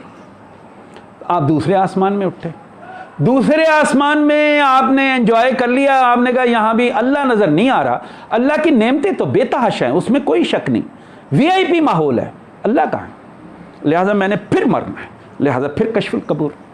دوسرے سے آپ نے اپنے آپ کو جدا کیا، تیسرے میں چلے گئے۔ کئی لوگ اسی دوران میں ان کا علم ختم ہوتا ہے، مرمرا جاتے ہیں، وہ کہتے ہیں جی چلو جی سکھ خیرہ، تیسرے آسمان پہ پہنچے ہوئے ہیں۔ ہمارے سلسلے کے ایک بزرگ ہیں، انہیں چوتھے آسمان پہ پہنچے، کیونکہ ان سے کئی کوتاہی ہو گئی تھی کچھ معاملات میں، تو آگے کا راستہ رک گیا۔ بہت بڑا معاملہ ہوتا ہے، پھر بھی چوتھا آسمان بھی بہت نعمت ہے اللہ تعالیٰ کی، مگر بہرحال یہ سارا کشف القبور کشف القبور کشف القبور ہے۔ قبور کا مطلب یہ ہوتا ہے ترک، زمین کو ترک کیا، اعراف میں اٹھے، اعراف کو ترک کیا، آپ پہلے آسمان میں اٹھے، پہلے آسمان کو ترک کیا، دوسرے میں، دوسرے سے حتیٰ کہ عرش پر پہنچ گئے۔ عرش کے کئی مدارج ہیں، اب یہاں انسان کا ظرف کام آتا ہے، عرش پہ بھی کشف القبور ہے۔ بیت المعمور کو ترک کیا تو سدرۃ المنتہا پہنچا، اب وہاں پہنچنے کے بعد معاملہ کچھ اور ہے، وہ اس کو عام حالات میں ڈسکس بھی نہیں کرنا چاہیے اور اس کی ضرورت بھی نہیں ہے اس کلاس کے مطابق۔ اب ایک اگلا سوال ہے، فیڈرک کیکول نے اپنے خواب کی حقیقت کیسے سمجھتا تھا؟ جو اچھا وہ بنزین والا سٹرکچر تھا، وہ کیکولے کو دیکھیں، ہمارا ہر خیال عمل بن جاتا ہے، جیسے مٹھی بنائی یہ بھی خیال، اور ہمارا ہر خیال خواب بن جاتا ہے۔ جب جسم نہیں ہے تو وہ ہوتا ہے۔ کیکول اس چکر میں تھا کہ جس طرح اور چیزوں کا کیمیکل سٹرکچر بن گیا تو بنزین کا بھی نکلے، لیکن اس سے سیٹنگ نہیں ہو پا رہی تھی، اسے یہ تو پتہ چل گیا تھا کاربن ہے، ہائیڈروجن ہے، لیکن یہ نہیں سمجھ آ رہا تھا کہ چین کیسے بنے جو آرگنائزڈ ہو۔ تو اس کو پھر سانپ نظر آئے کہ 6 سانپ اس طرح جڑے ہوئے تھے، تو اس سے اس نے سمجھ آ گیا لو معاملہ حل ہو گیا، یہ تو خود بخود ہیکساگونل کہلاتے ہیں نا یہ، تو لہٰذا یہ سٹرکچر بن گیا۔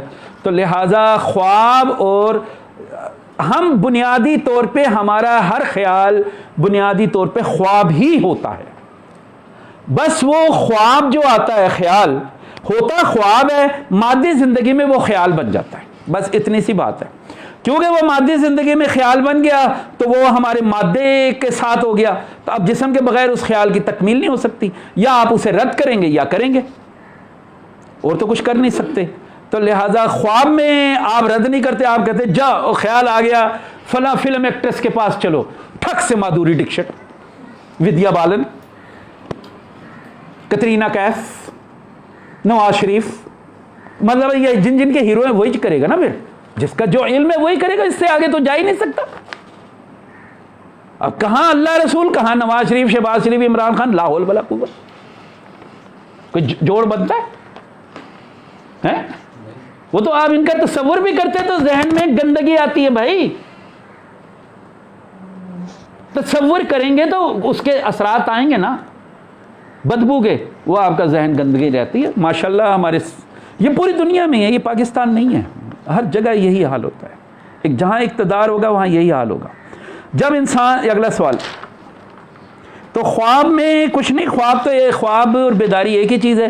خواب میں یہ ہوتا ہے کہ کیونکہ ٹائم اینڈ اسپیس سے آزاد ہے, اگر ذہن بہت زیادہ یکسو ہو اور کوئی ارادے میں آدمی کھو جائے تو خیالات یا غیبی جو پریشر ہوتا ہے اس کا مسئلہ حل کر دیتا ہے. اسی کو استخارہ بھی کہتے ہیں. استخارہ ریلیٹ کرتا ہے کنسنٹریشن سے, اس کے بغیر کوئی بندہ استخارہ ہرگز ہرگز ہرگز نہیں کر سکتا. اور کسی کو اگر شوق ہے تو کر کے دکھا دے مجھے, میں انعام ہی بانٹ دوں گا, پھر کہنے کہ یہ نمبر نہیں کرتا. سوال اگلا ہے, جب انسان ذکر اذکار کے ذریعے اپنے اندر زیادہ سے زیادہ نور کی مقدار کو جمع کرتا ہے تو اس کا کیا اثر مادی جسم میں ہوتا ہے؟ جناب سوال تو آپ نے بڑا گہرا کیا ہے. جب آدمی ذکر اذکار کرتا ہے, اگر ذکر کا اثر اس جسم پہ نہ پڑے تو اس کا مطلب ہے ابھی ذکر نہیں کیا. ذکر کا اثر روئیں روئیں پہ پڑتا ہے. قرآن حکیم میں بھی لکھا ہوا ہے جب ان پر یہ آیات پڑھتی ہیں تو یہ خوف اور وحشت سے تھوڑیوں کے بل زمین پہ گر جاتے ہیں. تو ہم وہ ذکر تھوڑی کرتے, میں یہی تو رو رہا ہوں. ابھی پہلے بھی میں نے کہا ذکر کا مطلب ہے حاضر کرو. ہم یہاں پڑھیں اللہم صلی علی محمد وعلی آل محمد, ساتھ وہ فلم بھی دیکھ رہے ہیں, ساتھ اس سے باتیں بھی کر رہے ہیں, لا حول ولا قوت. کہاں آقا علیہ السلام کی شان. اور یار تمہیں شرم نہیں آ رہی؟ تمہارے ذہن میں آقا کی شکل نہیں آئی, کم از کم یہی خیال رہے میں سبز گنبد کے نیچے بیٹھا ہوں. یار ہم تو یہ بھی نہیں سوچتے. تو لہٰذا مادی جسم پہ تو ذکر کا اثر آتا ہے, اس کے بغیر تو ذکر ہے ہی نہیں. جب تک مادی جسم پہ اثر نہیں آئے گا, آپ کے بلڈ پریشر یا تو لو ہوگا یا ہائی ہوگا, اس وقت تک آپ سمجھیں کہ میں ناقص ہوں. بس اتنا ہی کافی ہے اس سبق کے لیے, کیونکہ میں اس میں مزید نہیں چاہتا. ابھی تو بس جب بھی آپ اللہ کو کریں تو آپ یہ سوچیں میں اس وقت اس ہستی کے سامنے ہوں جو زمین اور آسمان کو ایک لفظ کن کہہ کے تخلیق کرتا ہے. حاضر کریں, اس کے حاضر ہونے کی فکر نہ کریں. وہ تو آپ, میں تو چوری بھی کر رہا ہوں گا تو میں کہتا ہوں اللہ تو اس وقت بھی حاضر ہے, اس وقت اللہ مجھے کیوں نہیں یاد آتا. غیبت بھی کر رہا ہوں, اللہ کہہ رہے ہیں غیبت تو مردہ بھائی کا گوشت کھانا ہے, میں غیبت کر رہا ہوں. اب کہاں گیا اللہ؟ اللہ کو حاضر رکھیں. اور ذکر کا مطلب ہوتا ہے حاضر کرنا یا حاضر رکھنا, پڑھنا نہیں ہے. یہ کوئی سوال نہیں.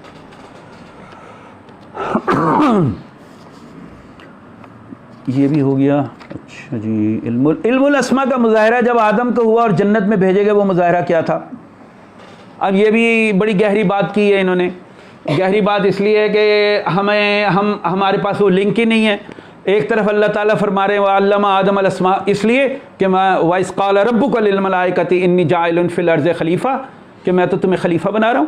فرشتوں نے کہا یہ تو خبیث آدمی ہے, اس سے بڑا کمینہ تو دنیا میں ہے ہی نہیں, یہ تو خون خرابہ اور فساد کرتا ہے. قرآن نے لکھا ہے, حمد ہیں آپ کی حمد اور تسبیح کے لیے. اللہ تعالیٰ نے کہا قال انی اعلم ما لا تعلمون وعلم آدم الاسماء کلها. تو اللہ تعالیٰ نے آدم کو جو اس حقیقت عطا کی, اس کی عظمت, وہ ہے علم الاسماء.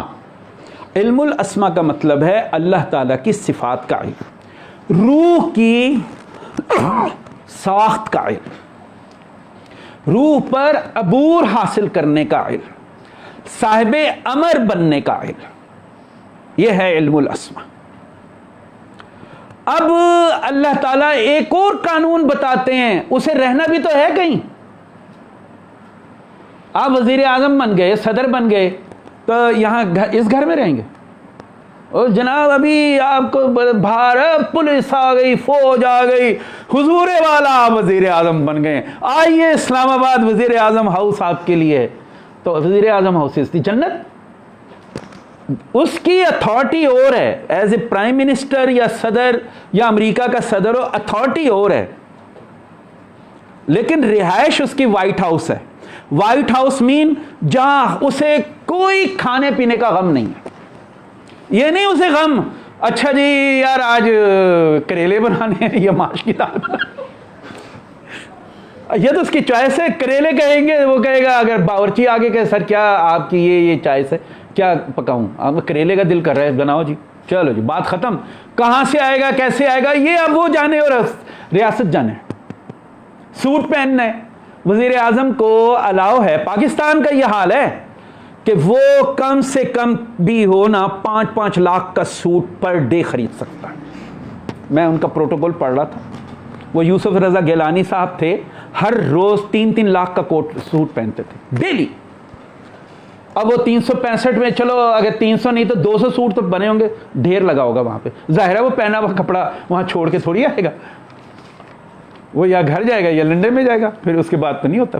یہ میں عام سی بات بتا رہا ہوں.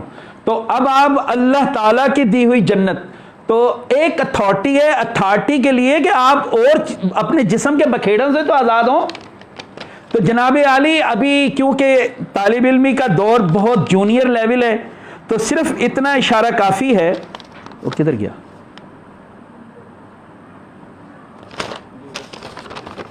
نہیں ابھی ایک اور تھا، کس پہ پڑھا ہے میں نے یہ؟ وہ نہیں اچھا اوکے، ہاں ٹھیک ہے. تو یہ جو مظاہرہ تھا، آدم علیہ السلام وہاں بیٹھ کر کائنات کے امور کو اللہ تعالیٰ کا نائب بن کر ڈیل کرتے تھے. بس یہ تھی بات. اب وہ درخت کا چکر چل گیا، وہ ایک آپ کو پتہ ہے وہ ایک علیحدہ ہے، وہ اب میں اس کی تشریح میں نہیں جاتا ابھی کیونکہ بات بہت لمبی ہو جائے گی. تو آدم علیہ السلام وہاں بیٹھ کر جنات، فرشتوں، نباتات، جمادات کے قوانین کو اور ان کے جو علوم تھے ان کو بیٹھ کر ان کے فیصلے فرماتے تھے. اور پھر میں کہہ رہا ہوں آدم از دی ڈائی، آدم از ناٹ اے سنگولر مین. اس کے اندر خربوں خرب ضرب خرب اس جیسے پرت موجود ہے. تو وہ پوری کائنات ہے. ایک جنتی آدم ہے اور ایک بیچارہ یہاں آ گیا. یہاں آ کر بھی آدم علیہ السلام کو وہ علم تو مل گیا، علم جاری رہا، لیکن انہیں اب ساتھ وہ جیسے ہمارے کئی اولیاء کرام ہیں یا انبیاء کرام ہیں، بیچارے وہ نبوت بھی سنبھالی ہوئی ہے، ساتھ وہ کھیتی باڑی بھی کر رہے ہیں. آقا علیہ الصلوۃ والسلام نے بکریاں چرائی ہیں، حضرت موسیٰ علیہ السلام بھی بکریاں چراتے تھے، اور بھی بہت کچھ تھا دیگر. تو انہیں ایک طرف دنیا داری بھی کرنی پڑی، ایک طرف علم نبوت بھی سنبھالنا پڑ رہا. تو آدم علیہ السلام کا علم نبوت بحال تھا، لیکن کہا اب تمہیں کر کے بھی کھانی پڑے گی، اب رہو یہاں پہ تم. وہ اب بات بتا دی. تو آدم بنیادی طور پہ کائنات میں اللہ تعالیٰ کے جو عطا کردہ علوم تھے ان کی بنیاد پر کائنات کے اجزاء میں فیصلے فرماتے تھے. پورا سیکریٹریٹ تھا. ہم نے جنت کو بنا رکھا ہے 70 حوریں ہوں گی، ایک تو 70 بندے سنبھالنا ہی آپ کو خود ہی پتہ ہے، کوئی عقل بھی مانتی ہے یار، کوئی دو بھی بات سمجھ آتی ہے، دو چلو ایک اس پہلو میں ایک اس پہلو میں، ایک آگے وہ چائے لے کے چل رہی ہوگی، آپ کے لیے کوئی خوان لے کے چل رہی ہوگی، چلو دو پیچھے کر لو پنکھا چل رہی ہوگی. 70 اللہ اکبر، مطلب یہ اپنا ایک مزہ کا خیز بات ہی ہے یہ والی. چلیں بہرحال اب بنا رکھی ہے تو میں کیا کروں. ویسے مولویوں کی بڑی رال ٹپکتی ہے. رور کا نام ایک دفعہ لے لے، سچی میں نے یوں پانی بہتے دیکھا ہے، آنکھیں روشن ہو جاتی ان کی. دیکھا ہوگا آپ لوگوں نے. ہم تو اپنے یاروں کو چھیڑتے رہتے ہیں، ہاں یار وہ جنت میں کیا کیا حساب ہے، ذرا کسی وقت چسکا پروگرام رکھتے ہیں، پھر سننے والی باتیں ہوتی ہیں ان کی. فرشتے اللہ کی اطاعت کے لیے ہیں، ان میں تخلیق کا سسٹم موجود نہیں. ان کا تعلق نور مطلق سے ہے. پھر ان کے خاندان کیسے بنتے ہیں؟ ہر چیز کے دو رخ ہیں. فرشتوں کا دوسرا رخ کیا ہے؟ اول تو یہ سوال ہی تھوڑا سا ایسے لگ رہا ہے کہ جنہوں نے بھی کیا ہے ابھی کنسیپٹ کلیئر نہیں ہے. فرشتوں کی بے تحاشا اقسام ہوتی ہیں. ایک ادنا فرشتے ہوتے ہیں، ایک ان سے اعلیٰ فرشتے ہوتے ہیں، ایک اور اعلیٰ فرشتے ہوتے ہیں. تو فرشتہ بنتا تو نور سے ہی ہے. تو میں نے آپ سے پہلے ہی کہا کہ نور کے اندر خاندان نہیں ہوتا، گروہ ہوتا ہے. آپ لوگ بہن بھائی نہیں ہیں. اللہ تعالیٰ نے جو قانون بنا رکھا ہے انسانوں کا، کوئی بہن بھائی نہیں ہوتا. ماں نے جنم دیا ہے لیکن آپ کا حقیقی بھائی، اگر آپ چور ہیں تو حقیقی بھائی آپ کا چور ہوگا. یہ ہے حقیقی بھائی. اگر آپ غیبت کرنے والے خواتین میں یہ بہت مرض ہوتا ہے تو آپ کی حقیقی بہن جو ہے وہ وہی غیبت والی ہوگی. یہ قانون ہے. یہ خاندانیت کا تصور تولید کی بنیاد پر ہے، یہ یاد رکھیں. یہ نور کی بنیاد پر نہیں ہے. دنیا میں ہر بندہ، جیسے ایک ماں کے 4 بچے ہیں، ایک انجینئر ہے تو انجینئروں میں جائے گا، اس کا دل انہیں میں لگے گا. وہ اپنے بھائی کے لیے کیا قربانیاں دیتا پھرے گا؟ زیادہ سپورٹ ہوتا ہے؟ وہ بھی نہیں ہوتا. اب تو وہ بھی ختم ہو گیا کام.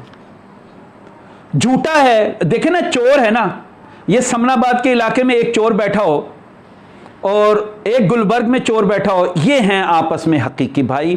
اس کا دل اس سے لگے گا، اس کا دل اس سے لگے گا. وہ بتائے گا یار یہ اپرچونٹی آ رہی ہے چوری کرنے کی، اس طرح پلاننگ کرتے ہیں، اس طرح فراڈ ہوگا، یہ ٹائمنگ ہوگی. یہ اب آپس میں بیٹھ کے دل لگا کے باتیں کریں گے. اور چور یا جتنا بھی گناہگار بندہ ہوتا ہے، گناہگار یعنی خبیث بندہ، آپس میں بڑا یکجا ہوتے ہیں. انہیں کہتے ہیں حقیقی بھائی. تو اللہ تعالیٰ یہ فرماتے ہیں انما المؤمنون اخوہ، مومن آپس میں بھائی بہن ہے. تو مومن کہتے ہیں غیب بین کو. لہٰذا اگر آپ غیب بین ہیں، میں غیب بین ہوں، تو ہم بھائی بہن اصل میں ہم ہیں. تولیدی بہن بھائی کا کوئی رول نہیں ہے. تولید کا معاملہ صرف قبر تک ہے. اس کے بعد تو کون تو میں کون. 30 سال بعد کیا 15 سال بعد مری ہوئی ماں بھی وہاں بھول جاتی ہے کہ میں نے کسی کو جنم دیا. بھول ختم. اپنے پواڑے کم کیا وہاں کم ہے جو یہاں پیچھے یاد کرے گی. وہ جو قصاص والی باتیں باقی وہ دہرا لیجیے گا. تو نور مطلب ہے، یہ ذرا لمبا ہے. فرشتوں کا خاندان نہیں ہوتا. خاندان دنیا میں کہیں بھی نہیں ہوتے. صرف بہن بھائی کا ہے. یہ تولیدی تصور ہے. حقیقی بہن بھائی ہم مزاج فرد کو کہتے ہیں. چور چور کے ساتھ، ڈاکو ڈاکو کے ساتھ، قاتل قاتل کے ساتھ، غیبت غیبت کے ساتھ، دھوکے باز دھوکے بازوں کے ساتھ، ملاوٹ والے ملاوٹ والوں کے ساتھ، فراڈیوں کے ساتھ، قاتل قاتلوں کے ساتھ، مومن مومنوں کے ساتھ. مومن کی شان ہے وہ غیب بین ہوگا تو مومن کہلائے گا. سیدھی سی بات ہے. متقی کے ساتھ. علم نبوت یعنی علم الاسما کا جو صاحب ہوگا اس کا دل علم الاسما والے سے لگے گا. وہ اپنے تجربات اس کو شیئر کرے گا. آپس میں وہ ایک یک جان ہو جاتے ہیں. اب مولانا روم کی مثال آپ کے سامنے ہے. مولانا روم اپنے وقت کے بہت عظیم الشان عالم دین تھے. وہ کہا جاتا ہے وہ ایک آدمی آیا ان کے پاس، انہوں نے یہ کہتے ہیں کہ اتنی لمبی ان کا وہ تھا ذخیرہ الفاظ یا وہ، کہ صبح فجر کے بعد اس نے کہا جی مجھے وضحا ہے نا سورہ وضحا واللیل اذا سجا، اس کی تفسیر کریں. انہوں نے وضحا کے اوپر کیا کہ دوپہر کا ٹائم آ گیا، وہ پیر پڑ گیا، خدا کے لیے میں آپ کے آگے ہار گیا. تفسیر نہیں پوری ہوئی تھی. مولانا کا کھانا بھی گیا، پینا بھی گیا. لیکن جب باطنی آنکھ روشن ہوئی شمس تبریز کی وجہ سے تو مولانا نے سب کو کہا دفع ہو جاؤ یہاں سے، اب میرا صرف ایک ہی ساتھی ہے اور وہ ہے شمس تبریز. یہ ہے حقیقی باپ کہہ لیں، بیٹا کہہ لیں، بھائی کہہ لیں، بھائی بہن. تولید کا کوئی رول نہیں ہے. تو لہذا فرشتوں کی کوئی خاندان نہیں ہے. آپ کا بھی خاندان نہیں ہے. ہم مزاج ہیں. آپ کا دل ہم مزاج میں لگتا ہے، بس دیٹس آل.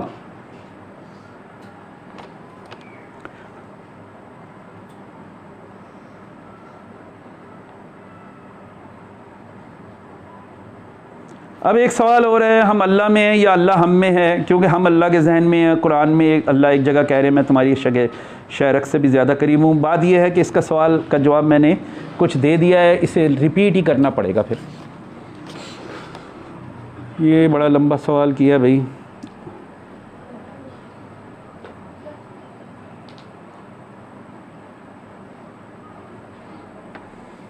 وہ یہ کہہ رہے ہیں سورہ اعراف کی آیت ہے الستو بربکم بلا، آیت کے مکمل ترجمہ میں پڑھا جائے تو یہ عجیب سی بات ہے کہ جب آپ کے رب نے اولاد آدم کی پشتوں سے ان کو نکالا اور انہیں گواہ بنایا، کیا یہ عالم ارواح کا تذکرہ نہیں ہے؟ کیا آدم کی روح دوسری روحوں سے پہلے تھی؟ کیا آدم دیکھیں اس سوال کا جواب آپ پہلے سے سمجھ لیں کہ میں نے آدم کی ڈائی کا حوالہ ابھی پہلے دے دیا ہے، تو لہٰذا میں اسے ریپیٹ نہیں کروں گا، آپ دوبارہ اس کو دیکھ لیجئے گا. کیا آدم اس عہد میں شامل نہیں تھے؟ عالم ارواح میں ہر چیز کا ذکر روح کے طور پہ ہوا ہے، آیت میں صرف بنی آدم کا ذکر ہے. نسمہ کا ذکر قرآن میں واضح میں روح پھونکنے کا ہے. بڑا لمبا انہوں نے تو 6 سوال کر دیے بھائی ایک ہی میں. سوال آپ علیحدہ علیحدہ رکھا کریں، باقی میں اگلی نشست میں کروں گا. اللہ تعالیٰ نے کن کہہ کر ارواح کو تو تخلیق کیا، پھر بن گئی آدم. آدم از دی ڈائی. میں پھر کہہ رہا ہوں آدم جو ہے وہ نو ہے، ڈائی ہے. ڈائی صرف انسان نہ لیں، ایک ماں ہوتی ہے نا، ماں. طبی قوانین ہیں کہ وہ 30,000 بچوں کو جنم دے سکتی ہے طبی طور پر. لیکن ایسا ہوتا اس لیے نہیں ہے کہ عمر ہی نہیں ہے بیچاری کی. ایک بچے کو جنم دینے کے لیے 1 سال چاہیے، تو 50ویں سال میں وہاں مینو پاس آ جاتا ہے، لہذا معاملہ ختم. تو لہذا وہ جو معاملہ ہے نا 30,000، یعنی اللہ تعالیٰ نے یہ مہلتیں رکھی ہوئی ہیں. ہو سکتا ہے جیسے حضرت نوح علیہ السلام ہیں، ان کی عمر 950 سال کہی جاتی ہے، قرآن پاک میں لکھا ہوا ہے. کیا پتہ اس وقت خواتین کی عمریں بھی 900 سال ہو، تو لہٰذا ان کا جو آخری جو مینوپازل ٹائم ہے وہ اب آپ 365 1 سال کو 950 پہ لے جائیں تو 950 سال بھی 950 افراد بھی ہو سکتے ہیں. تو لہٰذا یہ جو آپ نے سوال دیا ہے نا حافظ صاحب ہیں، تو بات یہ ہے کہ آدم از دی ڈائی. ڈائی کس سے بنی ہے؟ روح سے بنی ہے بس. اب روح نے آدم کی ڈائی کو نور کی طرف دھکیل دیا، نور نے اسے روشنی کی طرف دھکیل دیا، تو لہٰذا وہ آدم کہلائے گا. تو لہٰذا وہ جو آپ نے یہ لکھا کہ آپ کے رب نے آدم کی پشتوں سے نکالا، سب کو نکالا اور کہا کہ میں ہوں تمہارا رب اور جمع کر دیا، تو اس میں کیا ہے؟ ڈائی تو پھر بھی وہی ہے، آدم کی ڈائی سے نکالا نا، کہ تیرے اندر جتنے بھی اس ڈائی میں سے نکلیں گے ڈھگ ڈھگ ڈھگ، کروڑوں کھرب انٹو کھرب، پتہ نہیں کب سے چل رہی ہے، سب گواہ ہیں. تو ڈائی تو پھر اپنی جگہ قائم ہے، ایک ڈائی تو موجود ہے تو اس میں سے نکلیں گے نا. تو آدم بھی قائم ہے اور اس کی ذریت بھی قائم ہے. تو آدم اس عہد میں بالکل شامل تھے. کیوں نہیں شامل تھے؟ آدم جب ڈائی شامل ہوگی تو پرت بھی شامل ہوگا نا، سیدھی سی بات ہے.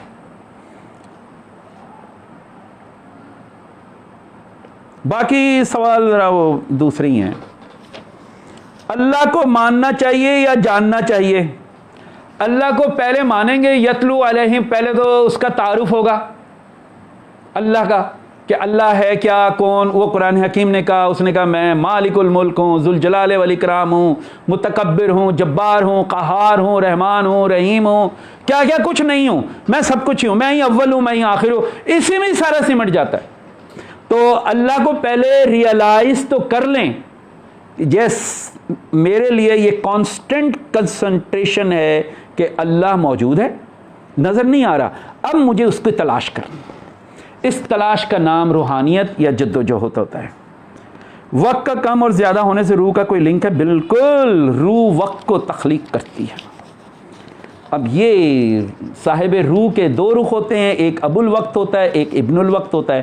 ابن الوقت ناقص ہوتا ہے جو بس وقت اسے کھلاتا ہے، اور ابو الوقت وقت سے کھیلتا ہے. تو بڑا فرق ہے. تو اور کوئی سوال بھائی آپ میں سے؟ جی ایک ہمارا سلسلہ ہے مسلمانوں کے فلاسفہ ہے روحانی آدمی ہیں، مطلب ہم بہت سی فلمیں دیکھتے ہیں، اس میں ٹائم زون بھی ہیں، روحانیت بھی ہوتی ہے بعض فلموں میں، مطلب انہیں کیسے پتہ چلتا ہے؟ وہ تو کافر ہیں، ہاں وہ چلو ان کا روحانیت ایک الگ نہیں ہے. نہیں، آپ نے کافر کس لحاظ سے کہا؟ وہ فلموں والے مطلب فلموں والے، اچھا نہیں دیکھیں ان میں بھی ایسے تصورات، کوئی چیز اللہ تعالیٰ کے قانون سے نہیں ہٹ سکتی. یہ جو ادیب فلم کو نہ دیکھیں، جس نے فلم کی کہانی لکھی وہ حقیقی آدمی ہے. فلم تو بعد میں ہے نا، آپ نے اسے ڈراماٹائز کیا ہے، تھیٹر میں لے گئے. کون ہے اصل کردار؟ وہ ہے ادیب، آتھر. اب آتھر کے ذہن میں جو بھی خیالات آتے ہیں، تو خیالات پہ تو کوئی قدغن نہیں ہے، وہ تو ہر طرح کا آ سکتا ہے. آئے گا یا نہیں آئے گا؟ آتا ہی رہتا ہے. تو اب وہ اپنے ماحول حالات کے مطابق وہ کہانی لکھتے ہیں. اب دیکھیں کسی زمانے میں ایک کنسیپٹ تھا، لوگ کہتے تھے چاند پہ جانا ہے، انہوں نے کہا پاگل ہو گیا. 1900 سن جو تھا نا، اس میں کسی نے آرٹیکل لکھا سائنٹسٹ نے، اگر یوں کر لیا جائے، ایسے کر لیا جائے. 1900 پورا، آج سے 122 سال پہلے. تو سارے لوگوں نے کہا پاگل، ایسا ہو ہی نہیں سکتا چاند پہ چلا جائے. 1967 میں وہ چلے گئے. تو اللہ تعالیٰ کا ایک مخصوص نظام بھی ہے. وہ یہ ہے، یہ جو ادیب لوگ ہوتے ہیں نا، یہ ان کا ذہن ایک کنسنٹریٹڈ ہوتا ہے. وہ فکشن میں بھی ہوتا ہے اور وہ حقیقت کے دائیں بائیں جو واقعات ہوتے ہیں ان کے ذریعے بھی کہانی بناتے ہیں.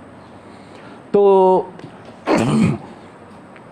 قدرت نے کچھ ایسا نظام بنایا ہے کہ ادیب کچھ غیب سے آنے والی اطلاعات وہ ہمیں بھی ہیں، ان اطلاعات کو جب وہ معنی پہناتا ہے ریٹن فارم میں یا ایسے، تو اس میں وہ طرح طرح کے وہ خیالات پیش کر دیتا ہے جو عام آدمی کو پتہ نہیں ہوتا. پھر دوسری بات یہ ہے کہ آپ یہ نہ سمجھیے کہ ہم بس مسلمان ہی سب کچھ ہیں. مسلمان تو دنیا کی کمی ترین قوم ہے اس وقت، کمی کمین سے بھی بدتر ہیں. جائیں ذرا ملک سے یہیں آپ اپنی اوقات دیکھ لیں. وہ بائبل پڑھتے ہیں، وہ توریت پڑھتے ہیں، اس میں صاف لکھا ہوا ہے، بائبل میں لکھا ہے تم زمین پر صلح کراؤ تاکہ آسمان پر خدا کے بیٹے ٹھہرو. عام آدمی کو کہہ رہے ہیں حضرت عیسیٰ علیہ السلام. تو اب اس کا ذہن میں آتا تو ہے یار یہ ہمارا، وہ کسی نہ کسی کو تو مان رہے ہیں نا. ہر بندہ، ہر سائنٹسٹ کمیونسٹ نہیں ہوتا. تو توریت کو وہ مانتے ہیں، زبور کو وہ مانتے ہیں، ہسٹری ان کے سامنے ہے، حضرت سلیمان علیہ السلام کا واقعہ ان کے سامنے. تو وہ اس واقعے کے اسے سپورٹ کرتا ہے. الہام کے جو واقعات ہیں وہ سپورٹ کرتے ہیں ان باتوں کو جو، اب آپ کا کیا خیال ہے یہ قرآن میں لکھا ہوا ہے یہ حضرت سلیمان اور وہ تخت لانے کا واقعہ؟ سارے کتاب بائبل میں بھی لکھا، وہاں پورے پورے لمبی چوڑی قصے کہانیاں بھی ہیں، بڑا رومانٹک ماحول بھی بنا ہوا ہے آپ دونوں کا، وہ بھی بنا ہوا. مطلب ہے کہ وہ اپنی جگہ ہے. آتھر کیا کرتا ہے وہاں سے خیال پک کر کے اسے پھیلا دیتا ہے، پھر ہم اسے ٹی وی پہ دیکھتے ہیں. آتھر کو بہرحال یہ بھی پتہ ہے ایک وہ وقت تھا جب میری ماں نے مجھے پیدا کیا تھا تو میں کروٹ بھی نہیں لے سکتا تھا. اسے یہ احساس ہے، دنیا کو دیکھ رہے ہم جیسوں کو پتہ ہے. اور یہ بھی اسے پتہ ہوتا ہے کہ ایک آدمی مر جاتا ہے، مرنے کے بعد پھر کچھ نہیں ہوتا.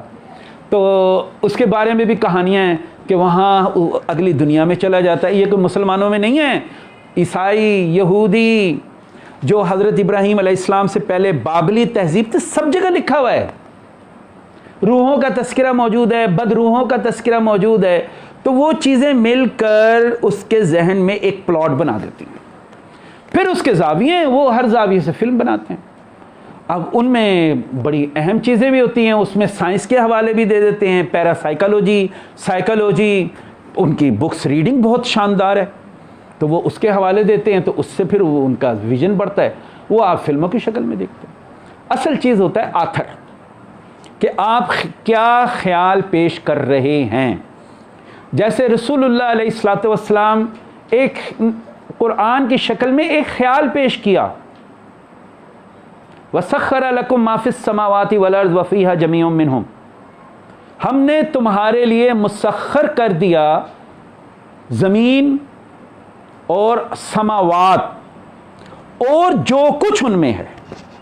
تو زمین و سماوات میں فرشتے بھی آ جاتے ہیں, زمین و سماوات میں جنات بھی آ جاتے ہیں, زمین و ارض و سماوات میں ملائکہ بھی آ جاتے ہیں, نباتات, جمادات, ہر چیز آ جاتی, پانی بھی آ جاتا ہے, کوئی چیز بچتی نہیں, ہر چیز جو زمین یا سماوات سے.